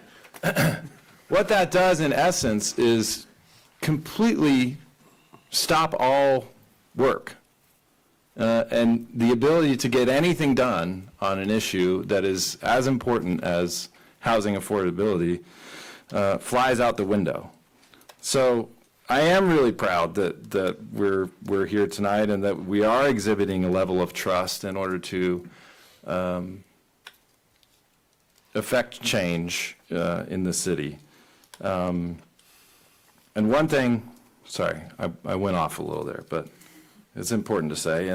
But I want to ask Crystal if you can expand on the counseling and the ongoing assistance, because Meg talked about it, but you talked about it at length in our committee meeting, and I just want to make sure that the rest of council hears sort of how that ongoing assistance from the Housing Assistance Corporation works.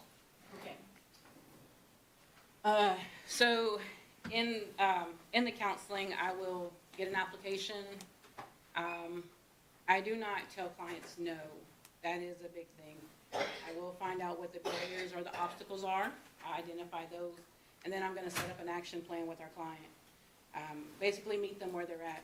I'm going to tell them how to become it, how to do it, what to do, how long it's going to take to fix it, and then I'm going to set check-ins to make sure they fixed it. When I do that check-in, if they fixed it, we move on to the next step as far as getting an approval. No matter how long that takes in that counseling session, and that is a free service. So I will work with clients for 1 year. I've worked, one we put in the house a couple years ago, 4 years, my entire time being here. I started with her in the beginning, actually the one she's actually building now.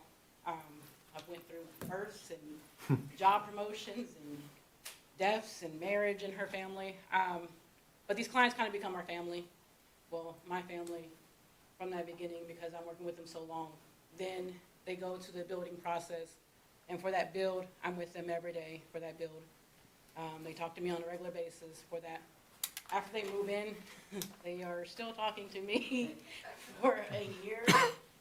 I say a year, but I still have clients from when I first started that are texting me, or a lot of people know me personally in Brevard, so if they see me, they stop me at the schools, football games, whatever. So counseling is more of it's a one-on-one. There's no general way for me to say I'm doing this, this, and this for each client, because everybody's going to have a different situation. And I always tell my client, you and your neighbor could have the same income, same family composition, but there's going to be one thing that both of y'all may have different. So I may tell you something different versus what I tell your neighbor, and your plan may have to be a little bit more difficult than theirs. But I stick by the same thing I always say to all of them, short-term discomfort, long-term blessings. So we stick to that. I stay on action plans. I stay on them. I'm a little bit more stricter on my self-help, because for home ownership, it is a very difficult task to own a home. And for a lot of the people that are coming in are first-generation homeowners, or have that stigma that they're always been in housing, or they're low income, and they already come to me assuming that they can't afford it. So when I give somebody an approval and say, yes, I can actually approve you for $300,000, they look at me crazy. But I'm also not going to put you in a house I don't believe that you can afford or that you're not ready for. So that counseling part of it is for me to make sure that you're ready. I'm going to constantly give you tasks. I'm going to give you short-term. I'm going to give you dates. I'm going to say, hey, you need to bring me this on this date. If you don't bring it, that shows me that you may not be ready yet. And we're going to push out just a little bit longer to get you to that path of ready. Most of them will tell you that I'm mean during this process, but when they build and finish, they actually all thank me. So. Thank you. Yeah. I just wanted to highlight that just sort of ongoing relationship that HAC has with their eventual homeowners, and the support that they exhibit for them, I think is pretty amazing. So I'll leave it there. Thank you. Mr. Daniel. Yeah, I was on the housing committee for probably 8 years, and I actually worked with Sarah, your predecessor, I believe, for a bit, trying to get HAC into Transylvania County. there was a lot of obstacles at that time. So I'm personally really excited to see this happening because I think the diversity, as Aaron was saying, of resources that are available that we should be trying to take advantage of should be as wide as possible. And so I think this is great. I think this is a great use of this piece of property. And I look forward to the success of this. So thank you. Mr. Morrow? Paul, I want to thank you for your commitment to this project. It was good news in 2020, and you've kept your hand on the tiller, and you guided us to this point, so thank you. And Crystal, what a wonderful story you've got, and what a testimony of grit, perseverance, and just sticking with it, and we all need that, everybody in this day and time, and thank you for what you do. I don't think they're paying you enough.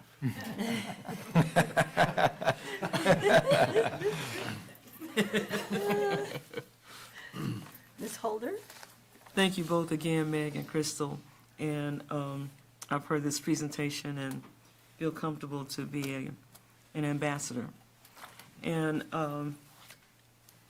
I've always, asked the same question, but I do want to go back to it so that people here can hear it as far as how the generational wealth is accrued.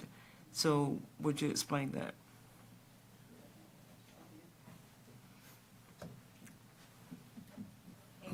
Thank you so much for the question. I think, we are, I just hit something. We are a nonprofit developer, but the way that our system works is that these homes work as traditional home mortgaging does in America. So when you open that mortgage, it's a construction to perm loan, and we build the house together using sweat equity and the funds within that loan that you have taken out, and then it goes into a permanent loan from that point, and you own all of it. So it is the house, the land under it, all the driveway, it is all yours from that point. And so the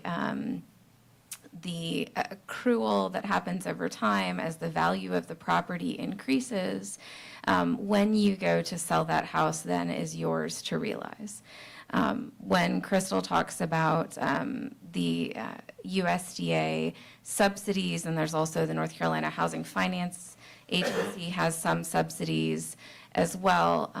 When they subsidize the cost of your mortgage month on month, which may change over time as your income increases or your household makeup changes.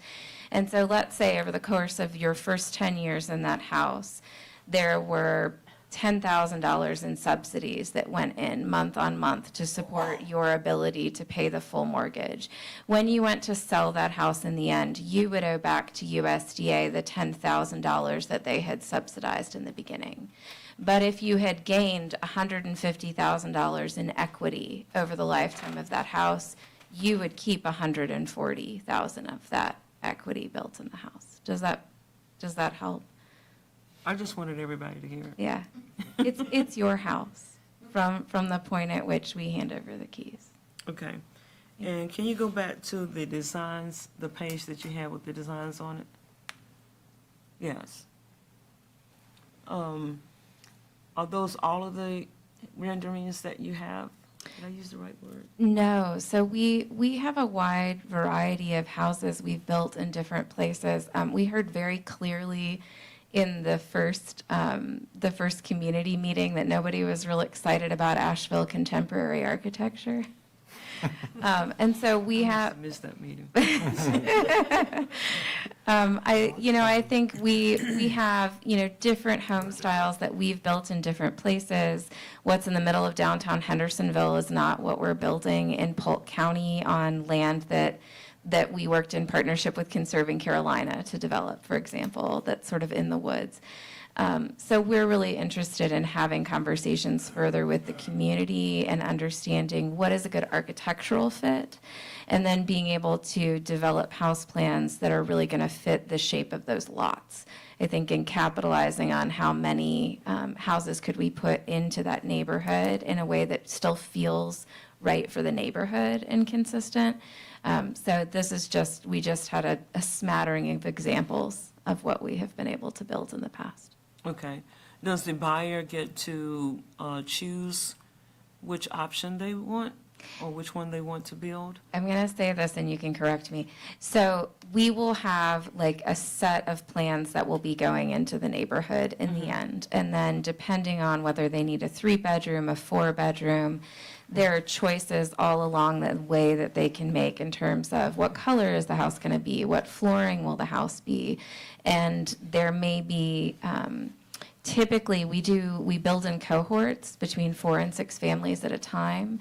And so if, for example, we're building into the first 4 lots in that neighborhood, then the shape of the lot and who needs what size house may determine a lot of who goes where in what house plan, based on what's possible there and who's next in line. But and the cost of the lot.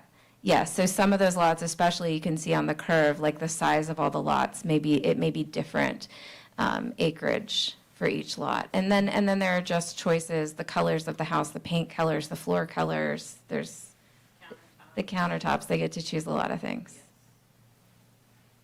And they all get stainless steel appliances, the flat top stove, the microwave range hood, the refrigerator and the dishwasher. And they're all energy efficient. Okay.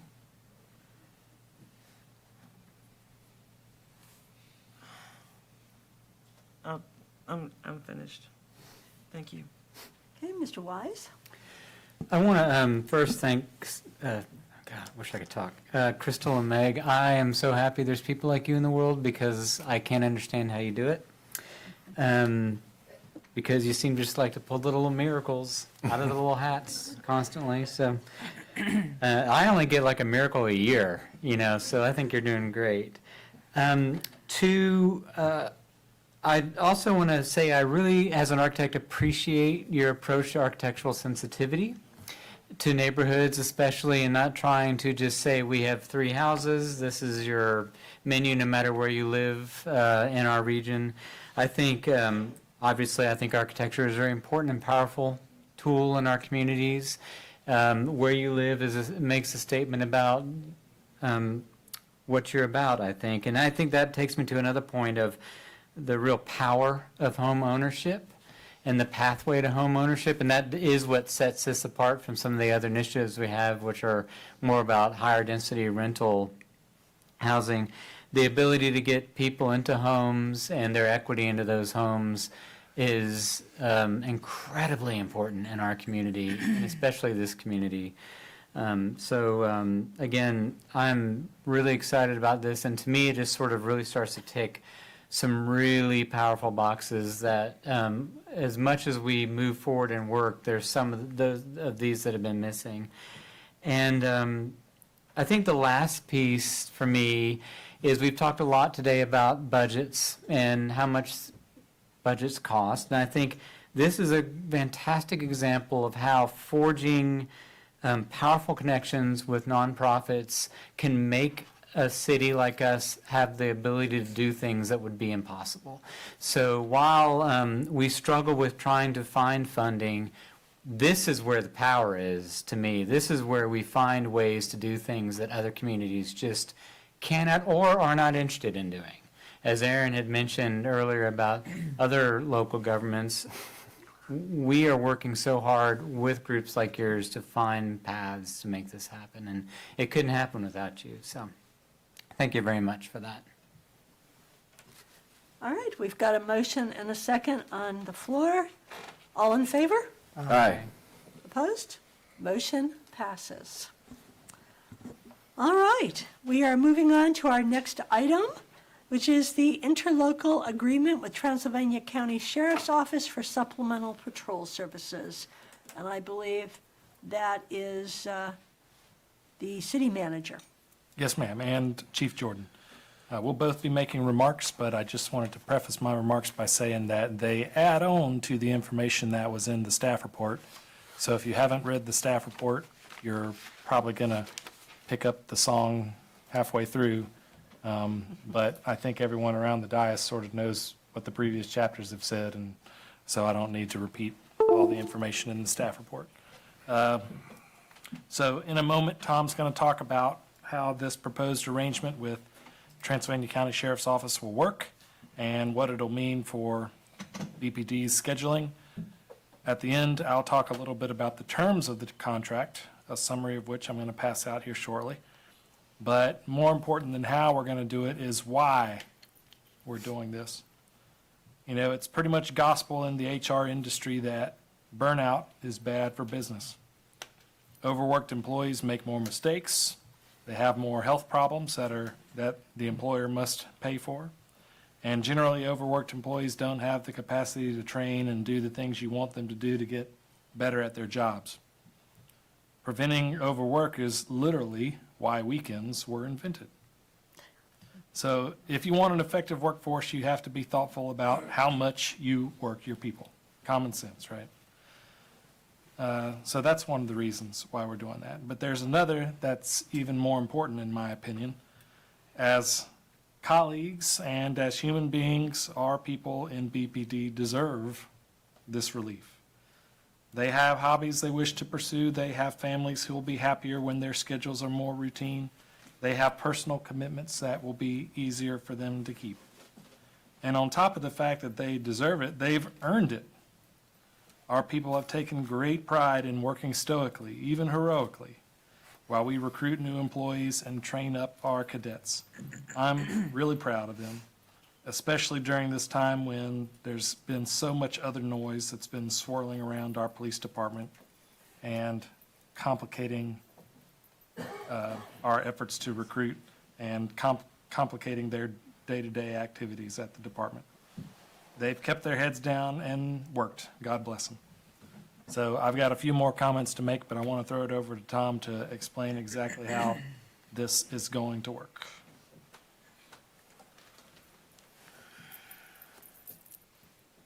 Thank you. The main thing, and like Wilson said, it's really about the why we're doing this. We don't want our employees burning out, and with staff shortages, you run that risk.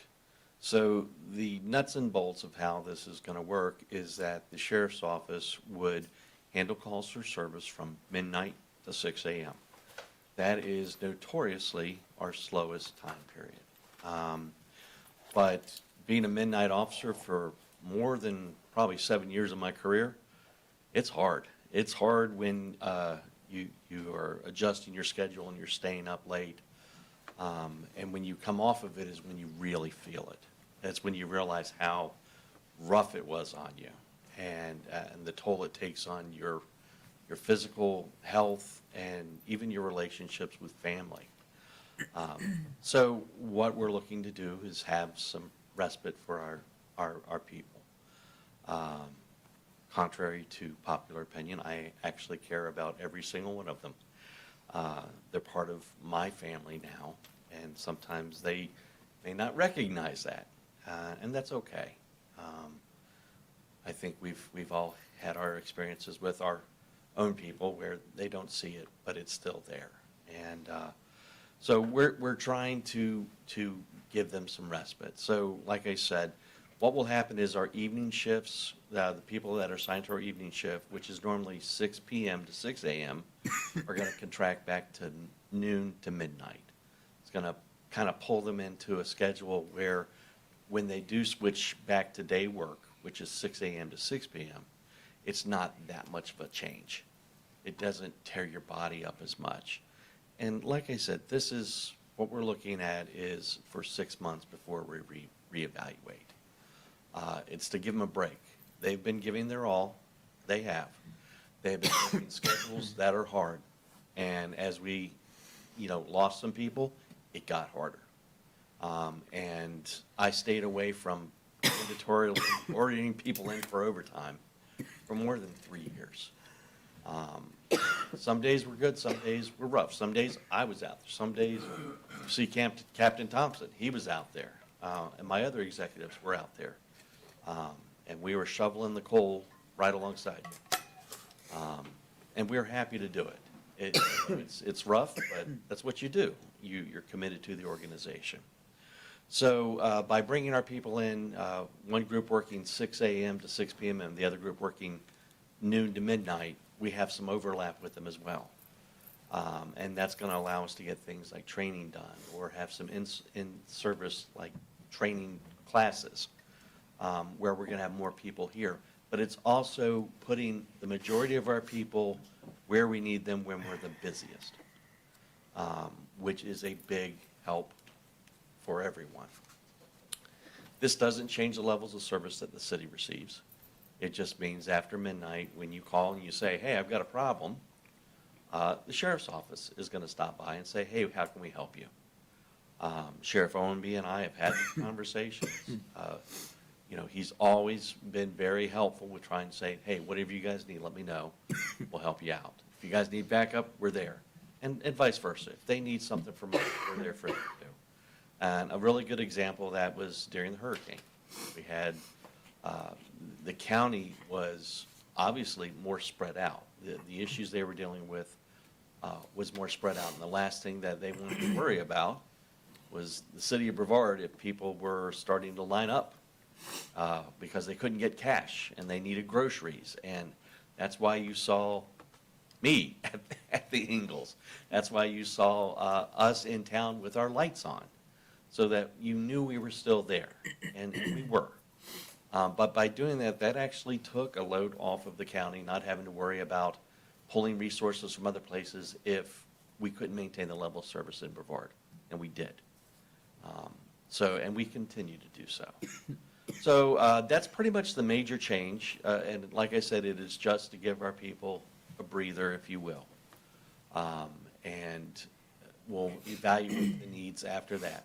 We do have people that are getting ready to graduate our BLET program. They're going to go into training. We're in the process of onboarding a couple more people for the next class. So we're still having people coming. It's just slower, and it takes time to get everyone trained up so that they make the impacts when they actually hit full service. This is just to give us a little bit of respite until we can get to that point. And we're working hard to make sure that this is temporary, and it will be temporary. So, anything else? Any other questions or regarding the how? We talked about the why. I guess I'm here to talk about the how. I'm happy to take your questions. So I've got a few more remarks. I think that critics will probably ask why we need to do this in the first place. Everybody's got a different opinion, but one thing's for certain, we're not the only police agency with recruiting challenges. In fact, I've recently read an article with a quote from the national president of the Fraternal Order of Police talking about the city of Indianapolis, asking for supplemental assistance from the Indiana State Troopers. And he said, this is the FOP guy, across the country, what you're seeing in Indianapolis is repeated in city after city after city. So we're fortunate here that the sheriff's department's so far been immune from this phenomenon, and they're willing to help us, as Tom said. And understandably, they want to be made whole. And so they've proposed a contract that will, in essence, make them whole. And so I'm passing down a summary sheet of the terms that I'll go over here briefly. Tom went over the staffing levels. We'll have 2 sheriff's officers covering the 12 to 6 shift. This is so they will have backup should they need it. These 2 officers will be dedicated to calls within city limits except in circumstances where mutual aid would be invoked. But that was the practice that our officers do. They're in the city limits, and unless something really tragic happens outside the city limits, the sheriff's office invokes mutual aid and they'd go out to it. It'll be the same thing with the deputies serving that shift. The cost is $7,527 per week. That's the all-in cost. That covers the staff time, that covers the vehicle cost, that covers their administration expenses and wear and tear on other types of equipment. And that cost is, the primary driver of that cost is, of course, the personnel expenses. And it is calculated at time and a half because they're going to be drawing the participating officers from their current pool who have a regular schedule of their own. And so these folks will be working overtime, and thus we are required to pay their overtime rate. Other notable provisions of the contract include that the sheriff's office will own the cases that they pick up during this time. It's not very many, but if there are, they will own them. At first, we thought about possibly having the BPD detectives pick up the case that the sheriff's office deputies responded to, but after some discussion, we agreed that the risk of handing off cases and the implications that that can have for chain of custody and other things that you want to remain pure was too high, and that they would keep the cases and follow them up. The contract includes a significant hold harmless clause, and the sheriff's office agrees to hold us harmless from all the potential damages that could incur under this arrangement, which I appreciate. The length of the agreement, as Tom said, will start off at 6 months, at which time we'll review it, and if we want to renew at 3-month intervals. And there is one-time expense, and that is $6,000 for body cameras and supporting equipment that will be used by the deputies that serve this shift. And I need to correct Tom a little bit on his remarks. There are 2 areas where service levels will be slightly different. The first is that the sheriff's office employees will not enforce city ordinances. They're just not trained for it. Although they're legally empowered, they're just not trained for it. And so because of the short duration of this agreement, the time and expense it would take to train them to enforce city ordinances would be uneconomical. If this were a longer term thing, say 18 months or 24 months, that would probably be an expense that the parties would undertake. And then traffic accidents will be covered by North Carolina State Highway Patrol. And I need to clarify what this means. It doesn't mean that if you get in a car accident, no one's going to come. What that means is if there's a serious car accident that happens during this hour in town, the sheriff's office deputies will respond and take urgent actions if needed until EMS, paramedic, or medical services arrive. They will then control traffic in support of the medical personnel. What they won't do is, once the injury is cleared and fire folks are finished with their job, they won't do the accident reconstruction. That'll be something that the State Highway Patrol has to do. So it's sort of the post-emergency response to crashes that the sheriff's office can't perform, again, because they don't have the training to do it, and that the North Carolina State Highway Patrol will perform instead. And this is the level of service that exists already in the county. So for car accidents, it'll just be like having the county's level of service in town for that 6-hour period each night. And again, that is something that, because of the specialized training that it requires, the short duration of the agreement makes it uneconomical. So, all in all, to summarize this agreement, it helps us provide relief to our people while maintaining the same level of public safety, mostly the same level of public safety protections that we have in Brevard during this hour now. And if you are willing to proceed, I'd ask that you authorize me to execute this agreement with terms similar to the ones I just handed you.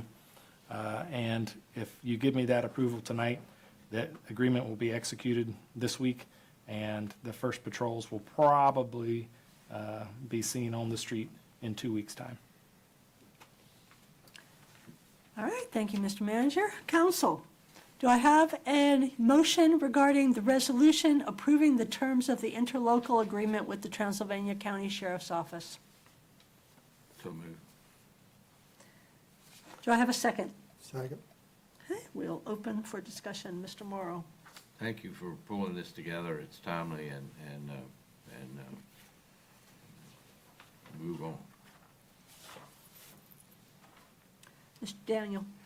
Yeah, it's something that we need to do, obviously, so let's take care of it. Ms. Holder. Thank you. And the only question I have that has come up that I haven't asked before is, I understand that the sheriff's office they will send their staff people that are already there, who are working. I'm concerned about their risk as well, working additional hours in addition to the hours that they will have to normally work. Right. They have a larger pool of people to pull from, which means, I don't know what happened. Sorry, Denise. They have a larger pool of people to pull from, so if they're pulling some people to come help out, they may not have been working on those extended schedules. We have this pool to pull from, so when Gotcha. we pull somebody, it's like there's a greater chance that we've been working too long and we need that break, where they have a bigger pool of people to pull from, so there's less chance of that happening. Okay, thank you. Certainly. Mr. Baker. Yeah, thank you to all the work that's gone into this. I know it wasn't easy to negotiate all the way here, and certainly we'd all like it if we didn't have to be discussing this. I guess my first question is just on the terms, length of the agreement. So if we sign this, we're locked in for 6 months, correct? Yes, sir. And the cost of that 6 month is sorry, flipping around here. It's in here, the 285,000 plus the 36?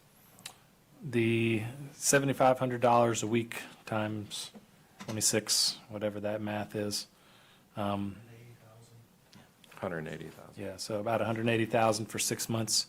We're going to pay for the last 6 weeks to a month of this year with savings in the current year budget.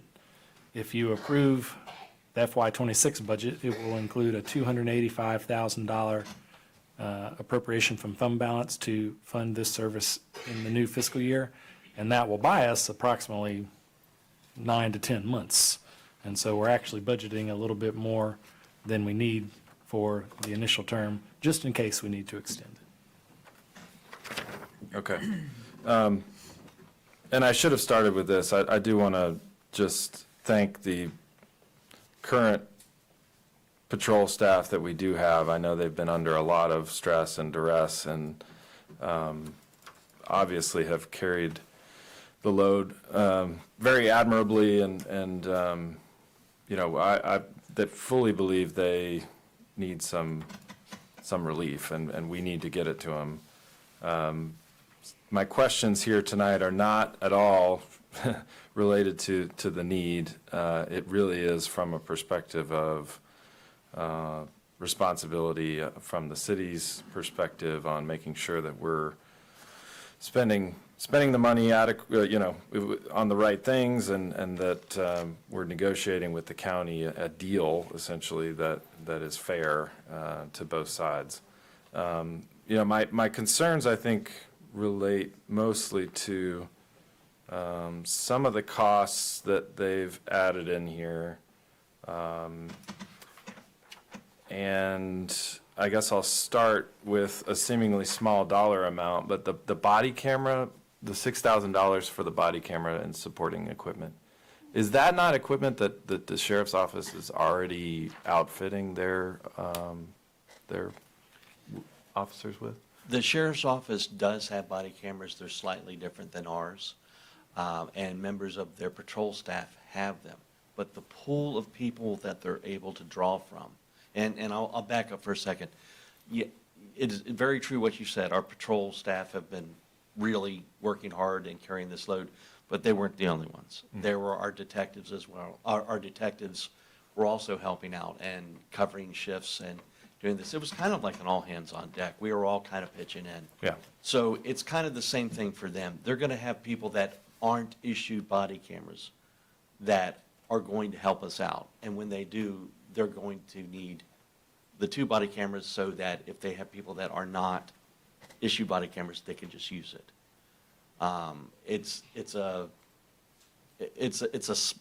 Yeah, you're right. It's kind of the small potato there, but that's why it exists. Yeah. Is because not everybody in their pool of assistants has a body camera. So it'll be, in a sense, signed out when somebody that doesn't have a body camera is able to use it. Right. And then the costs of equipment and vehicle costs, and I'm just looking for a little bit more detail on how they arrived at their number and what all that includes. They have a 5-year replacement schedule for their vehicles, and so they just prorated the cost of that vehicle out over 5 years, however many hours that is, and then they are charging us for our 12 hours a night, since it'll be 2 vehicles times 6, an hourly cost for that vehicle. And then they are calculating in the same thing with the gas, the average amount of gas that is used in the patrol vehicle, prorated out over 5 years. So some of that is the actual purchasing of the vehicle as well, then? No, sir, they'll be using their existing vehicles. Okay, so none of the vehicle costs that they've calculated involves the replacement schedule and the replacement cost of those vehicles? It's only wear and tear and maintenance and fuel? No, it would be the cost, the replacement cost after 5 years. So say the truck costs $50,000, whatever that equates to hourly over 5 years. That's what they're asking us to fund. Okay. And usually wear and tear is factored into the 5-year life of the vehicle. Right. And then on the service levels, so on the traffic accident thing, am I correct that our officers are trained and do the services that the sheriff's office would need to ask for help with from the State Highway Patrol, our officers could do that on their own, is that correct? Right. Police officers are trained in investigating traffic accidents and writing accident reports. Sheriff's officers generally are not, and the ones in Transylvania County are not. So they have no experience or background in writing traffic accidents. So if at 4 o'clock in the afternoon, if you get in a wreck on Rosamond Highway down in front of Rosamond, what they're doing is responding to that accident. They're calling in emergency equipment, and then they are waiting for the State Highway Patrol to show up to document the report and write it out. When you're in the city at 4 o'clock and this happens, we write it out because we have that training as well. What it will mean is from midnight to 6 a.m., they'll do what they normally do. They respond to the accident. They provide whatever services they can. Fire rescue, medical people show up. They do their thing. It's just the part about the highway patrol will come to write it up. And this is only applicable to accidents where there are injuries or damages more than $1,000. So it's not you bump into somebody in the Ingalls parking lot at, where there's just a little bit of damage. No, they will be instructed to exchange information, contact your insurance companies, and move along. It's only the writable accidents that will come into play on this one. Okay. And then a lot has been made of the, I guess, the 1.6 calls per night, or calls per shift between 12 and 6 a.m. That's actually 1.4, I believe. 1.4 is the average number of calls? Yeah, that's when you take all the calls for service from that time period. Yeah. And in fact, Captain Thompson did that calculations and everything. You take that out and then divide it up, and that's what it roughly averages to. And do we have a sense of how many of those 1.4 calls per night are traffic related? Not offhand. If they are traffic related, they're usually single vehicle accidents. Right. And sometimes they'll involve alcohol. Yeah. Because you don't have as many people on the road, you're not really seeing like the fender benders you would see during the daytime hours where we're kind of focusing our staff. Yeah. So I don't have an exact number on that. I can always try to find it for you, but it's not that there's a lot of those. Okay. Well, I guess I'll close with just some comments and say that, you know, there is no replacement for having a fully staffed police department. And, you know, I think it's pretty clear. I think both sides have done their best to negotiate this out. But given some of the different roles that a police department has and a sheriff's office, it's pretty clear that there is not going to be a full replacement for having a fully staffed police department. I still have some concerns about this, particularly with, you know, and I understand the county's position. They're under no obligation to send help our way. I do think that they have handed this over, and again, I don't think it's the sheriff's fault either. I think their finance folks and some of their management over there have probably had their hands on every line item of this, and they've made it, they're accounting for every single possible overage or cost that they might incur. And they have that right, obviously. I think in the spirit of living in one community, I would hope that we could get to a little bit of a better place than this. You brought up the hurricane, and I think you know, that spirit of community certainly not fully reflected in an agreement like this. But again, we're doing this for our people. And we're going to have to take our lumps a little bit on the negotiating side. But I want to close just by saying, again, the fact that there's no replacement for fully staffing the Brevard Police Department means that we need to be doing every single possible thing that we can to recruit officers. And I think it needs to be an all hands on deck sort of situation.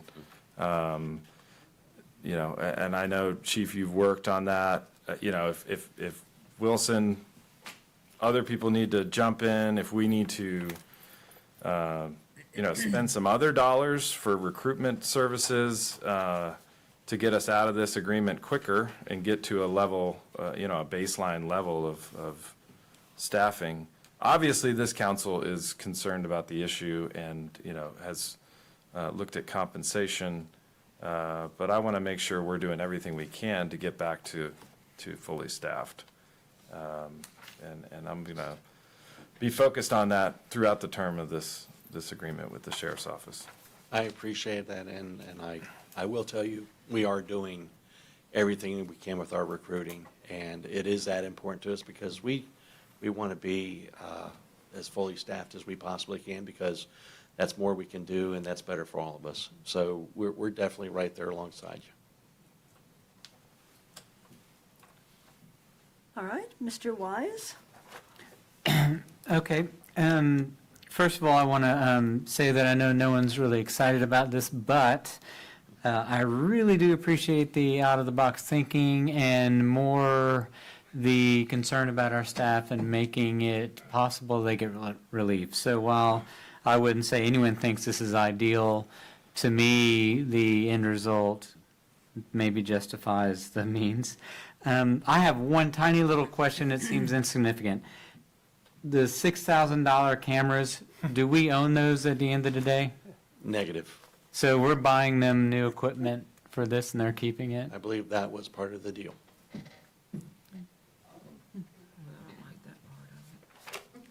I mean, I'm not going to die on that hill, but, I mean, come on, man, like, that's, whatever. I'm glad that we've said that in public, that we're buying the sheriff's department cameras.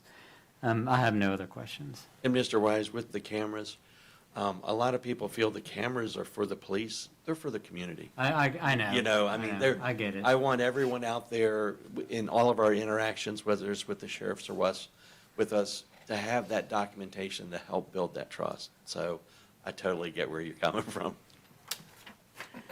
But they're not, I should say, sorry to jump in. Yes, Mr. Baker. Thank you. They are not prorating the cost of those cameras to our benefit. Is that correct? That's not my So understanding. they prorated Yeah. the cost of the vehicles that they purchase, that we're paying that over time. But the cameras, not so much. We're just gonna pay for those. Yes, sir. Okay. And I'll just say again that, of course, from their negotiating position, if you're a very transactional person, as we've all gotten used to transactional personalities in our politics lately, yes, they're doing their darndest to account for every single cost and from their negotiating position.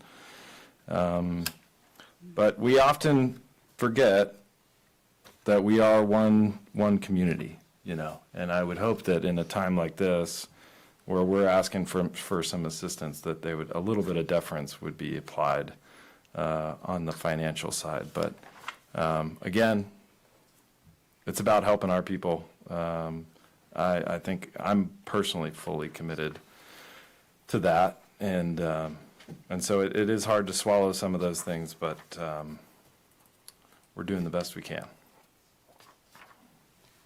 All right, we've had comments from everybody. We have a motion and a second. All in favor? Aye. Opposed? Motion is approved. Thank you. All right, moving on to our next item, the Advisory Board Committee appointments. And I believe Mr. Wise, as the Yes. chair, is going to walk us through this. Sure. We looked at 3 different committees and are recommending some both reappointments and new people. We'll start with Downtown Master Plan. This committee actually made 2 recommendations to us that we are going to recommend to the council. The first is a reappointment of Parker Platt, and then a new appointment of Dakota Chapman. Mr. Chapman is a business owner who has a business on Jordan Street. For Parks, Trails, and Recreation, we have a whole lot of seats that came up. 3 reappointments of J.D. Powers, Reba Osborne, and Howie Granite. They all confirmed they would like reappointment. We also had a number of applications to look at, and we're recommending Jackson Tate and Daniel Jesse. They both have a long experience either in ecological, careers in ecological, just in ecology, or in, sorry, I just got back from Scotland, man, I'm really tired.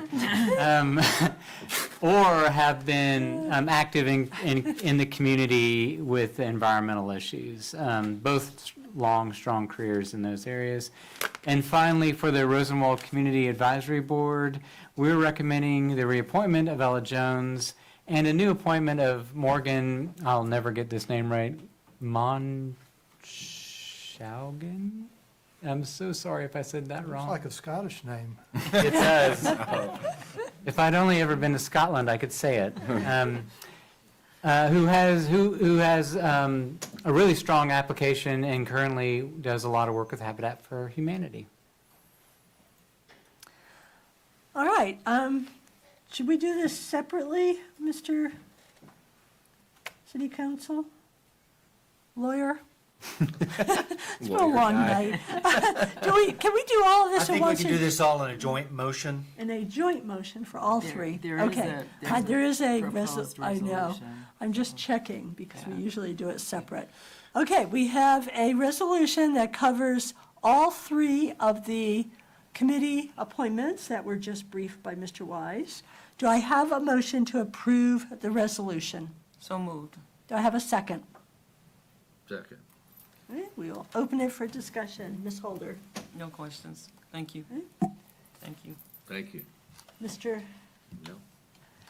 Mr. Wise? Any No, more no. comments? No more comments. Mr. Daniel? I do have one comment, and that is, I didn't realize this at the time, but Morgan Monshagan lives in Flat Rock, Lives where? in Henderson County. Oh.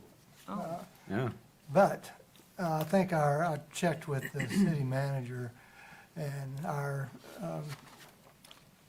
I think our bylaws say that if you have an interest in, can display that you would be eligible to serve. And unfortunately, I guess my main concern is he's the only applicant. Yeah. So, I thought Rosenwald Committee said it had to be a resident.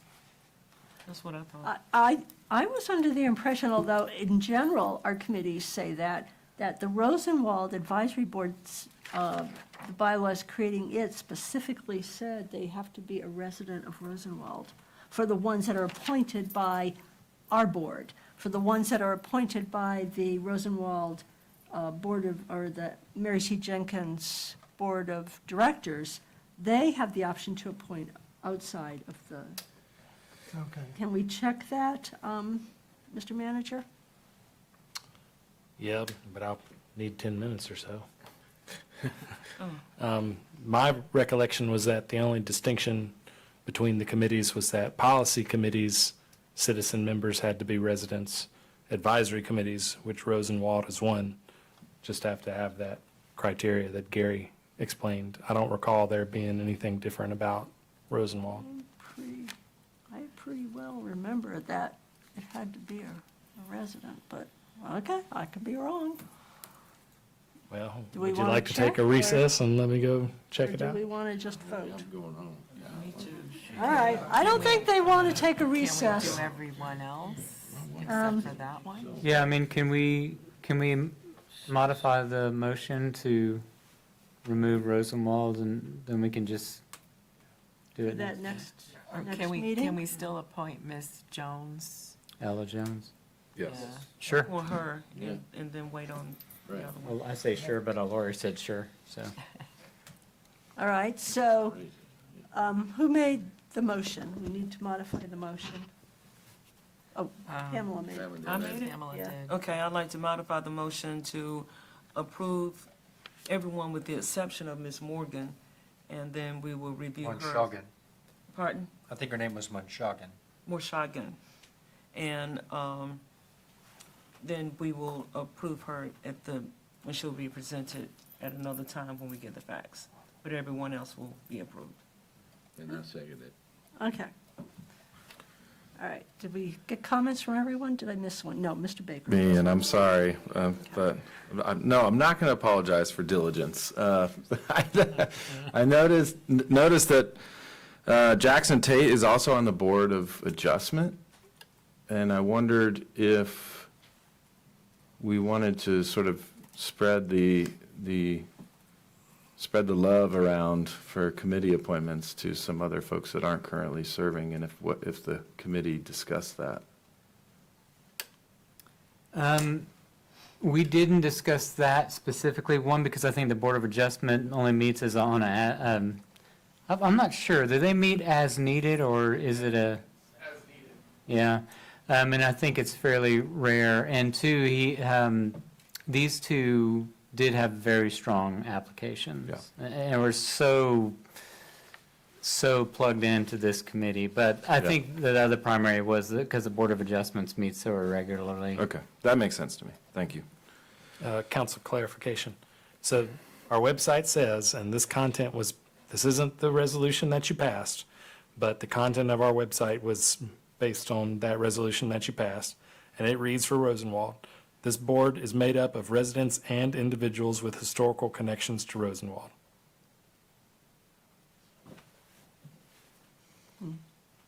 So I'll find out what the resolution says, but that's what it reads on the website.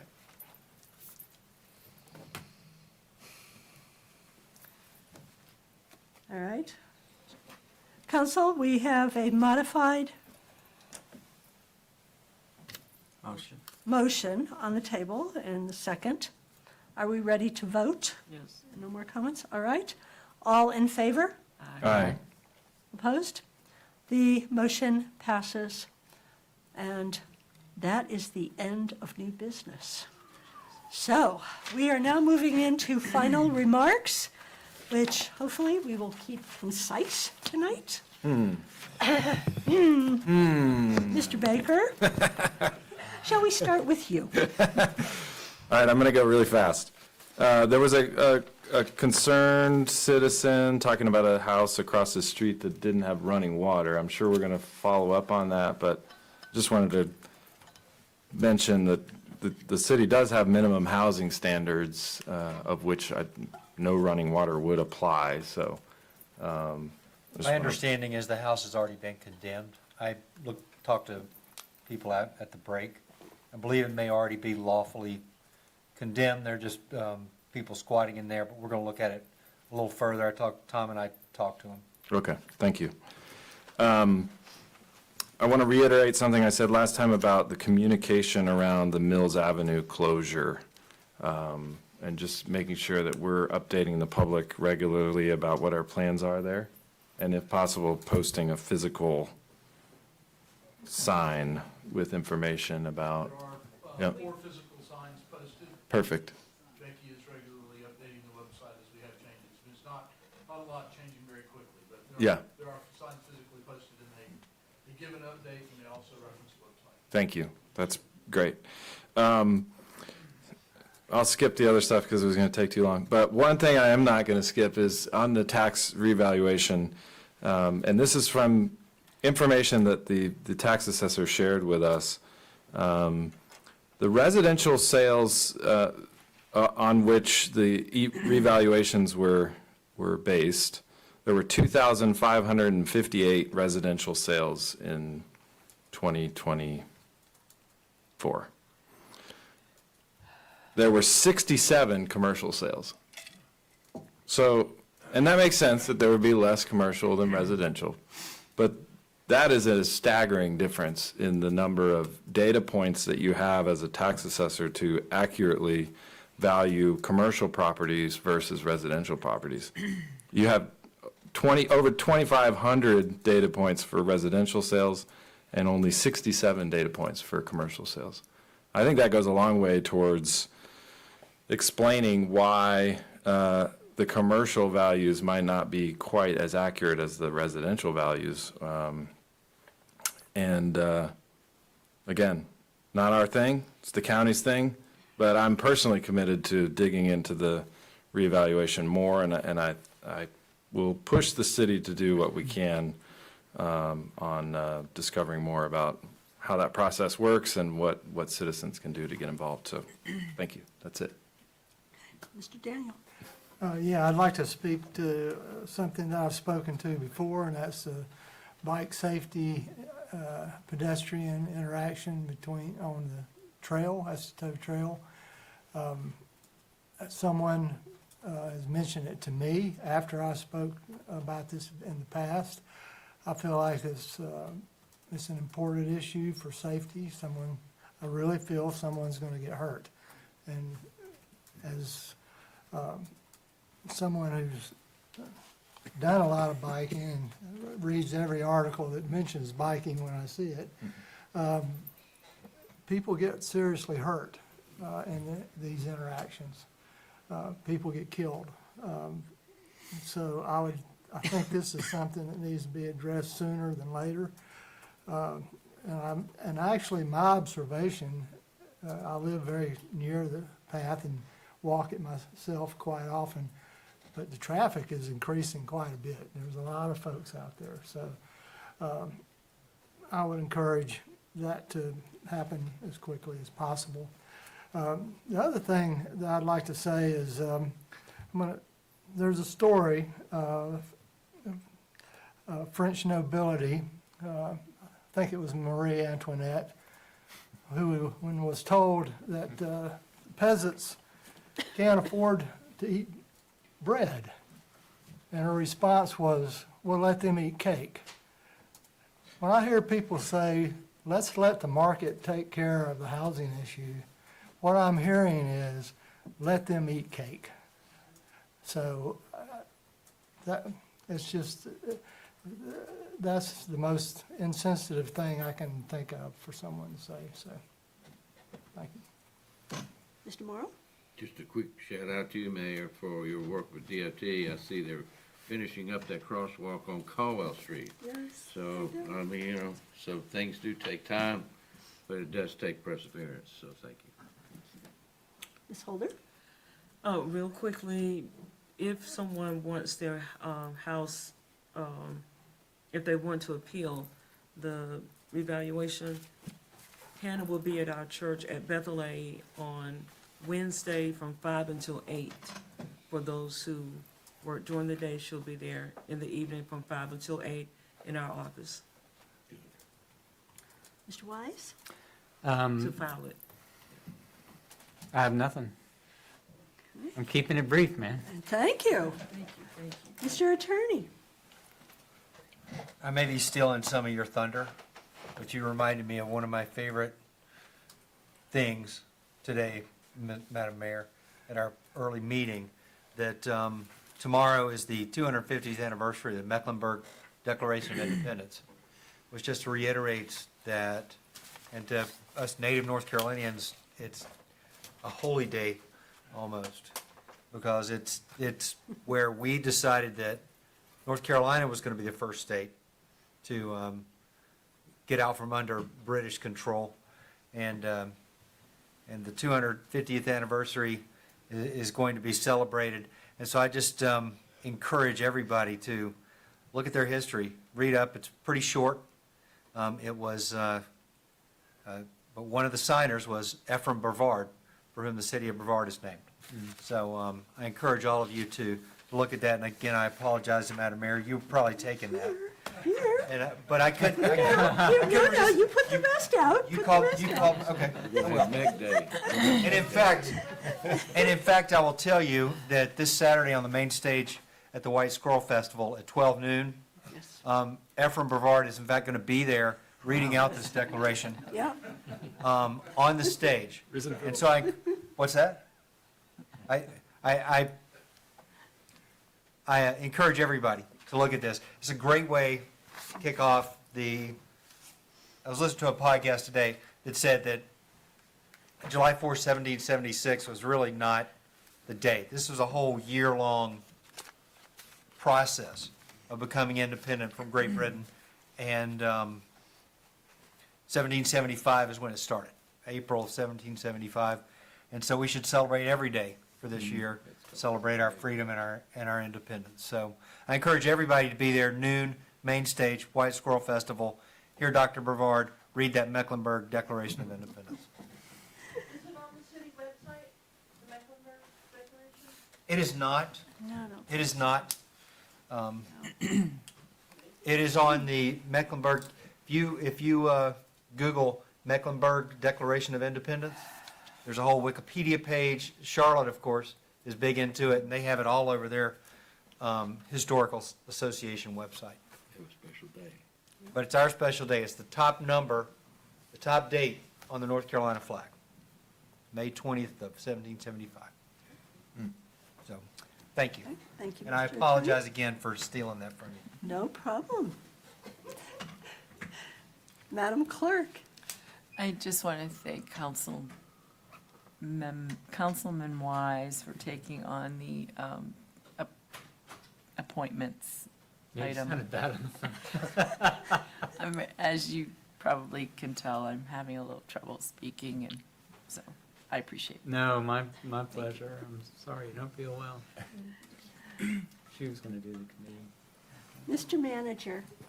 I still prefer July 4th, 1776, because a handsome fella named Will Hooper signed the Declaration on behalf of North Carolina. Look it up.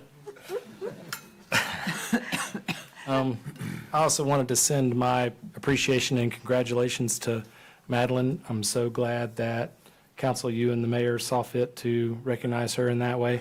However, if I had known what the procedure was for erecting a statue, I would have proposed that you do that. I can't emphasize enough how significant an honor this is. And I didn't meet her until a few hours ago, but I'm brimming with pride that someone from Brevard was recognized in that way and will be representing us on the world stage probably for years to come. And so congratulations to her, and thank you, Madeline, for being here. This week, or maybe next week, if you see a drone flying over City Hall, don't panic. It's supposed to be there. The firm that we've hired to do our building inspection is using drone technology to check on the condition of our roof and so forth. So just wanted to let everyone know that if you see that, don't worry about it. And then finally, our friends from Barry Dunn, the firm that we've hired to help us with our organizational assessment in the police department, who were postponed at their last visit, will be here again this week on Wednesday, embarking on the next phase of that project. So I'll be participating in that along with Kelly and the leadership of the police department, and I'm looking forward to it. All right, just a couple of quick things. Of course, this is White Squirrel Weekend coming up. Starts Friday evening, goes through Sunday evening with, of course, our big 250th event on Saturday at noon. But I do encourage everybody, this is one of the biggest things we do for the community. It's free, it's family-friendly, there are all sorts of events. So, we will have a lot of visitors, but this really is for our community. Bringing people together at community events, that builds and strengthens community and connection. What you've seen tonight with our council, with what we've done, it's about people. It's about taking care of our people. It's about making a hard decision, partnering with the sheriff's department when we all would have preferred to just have our police force going forward. But we care that much about our officers. And I too just want to say thank you to our officers and to the leadership in our police department that has been moving this forward, carrying the load. And we will be doing everything possible to get the manning back up. But I also want to thank the Sheriff's Department, because Sheriff Owenby and his folks have stepped up, and they are partnering with us. Regardless of the finance people and their decisions, they were willing to do that. And I've personally talked with the sheriff, and he is a good partner with us. And so I think that will work out good. It will help our people. It will maintain the safety levels of our city and the safety of our personnel. You also saw us make another major decision that shows how much we're working and trying to really help the people in this community, and that was the decision to donate the land to HAC for that housing. The market isn't going to fix the housing situation, or else it would be fixing it everywhere around the country. But this council has taken action 3 times recently, 3 times, to actually move forward with discrete projects that will make a difference in the lives of the people that live in our community. And so I just want to say thank you to City Council for doing that. Thank you to HAC for coming up and working with us on that plan, to staff that has worked so diligently to try and make it work, and it is going to work. So some big decisions. And then one of the biggest decisions that we made tonight, one of the biggest decisions we just made for the next 50 years for this city, was approving going forward with that wastewater treatment plant phased approach.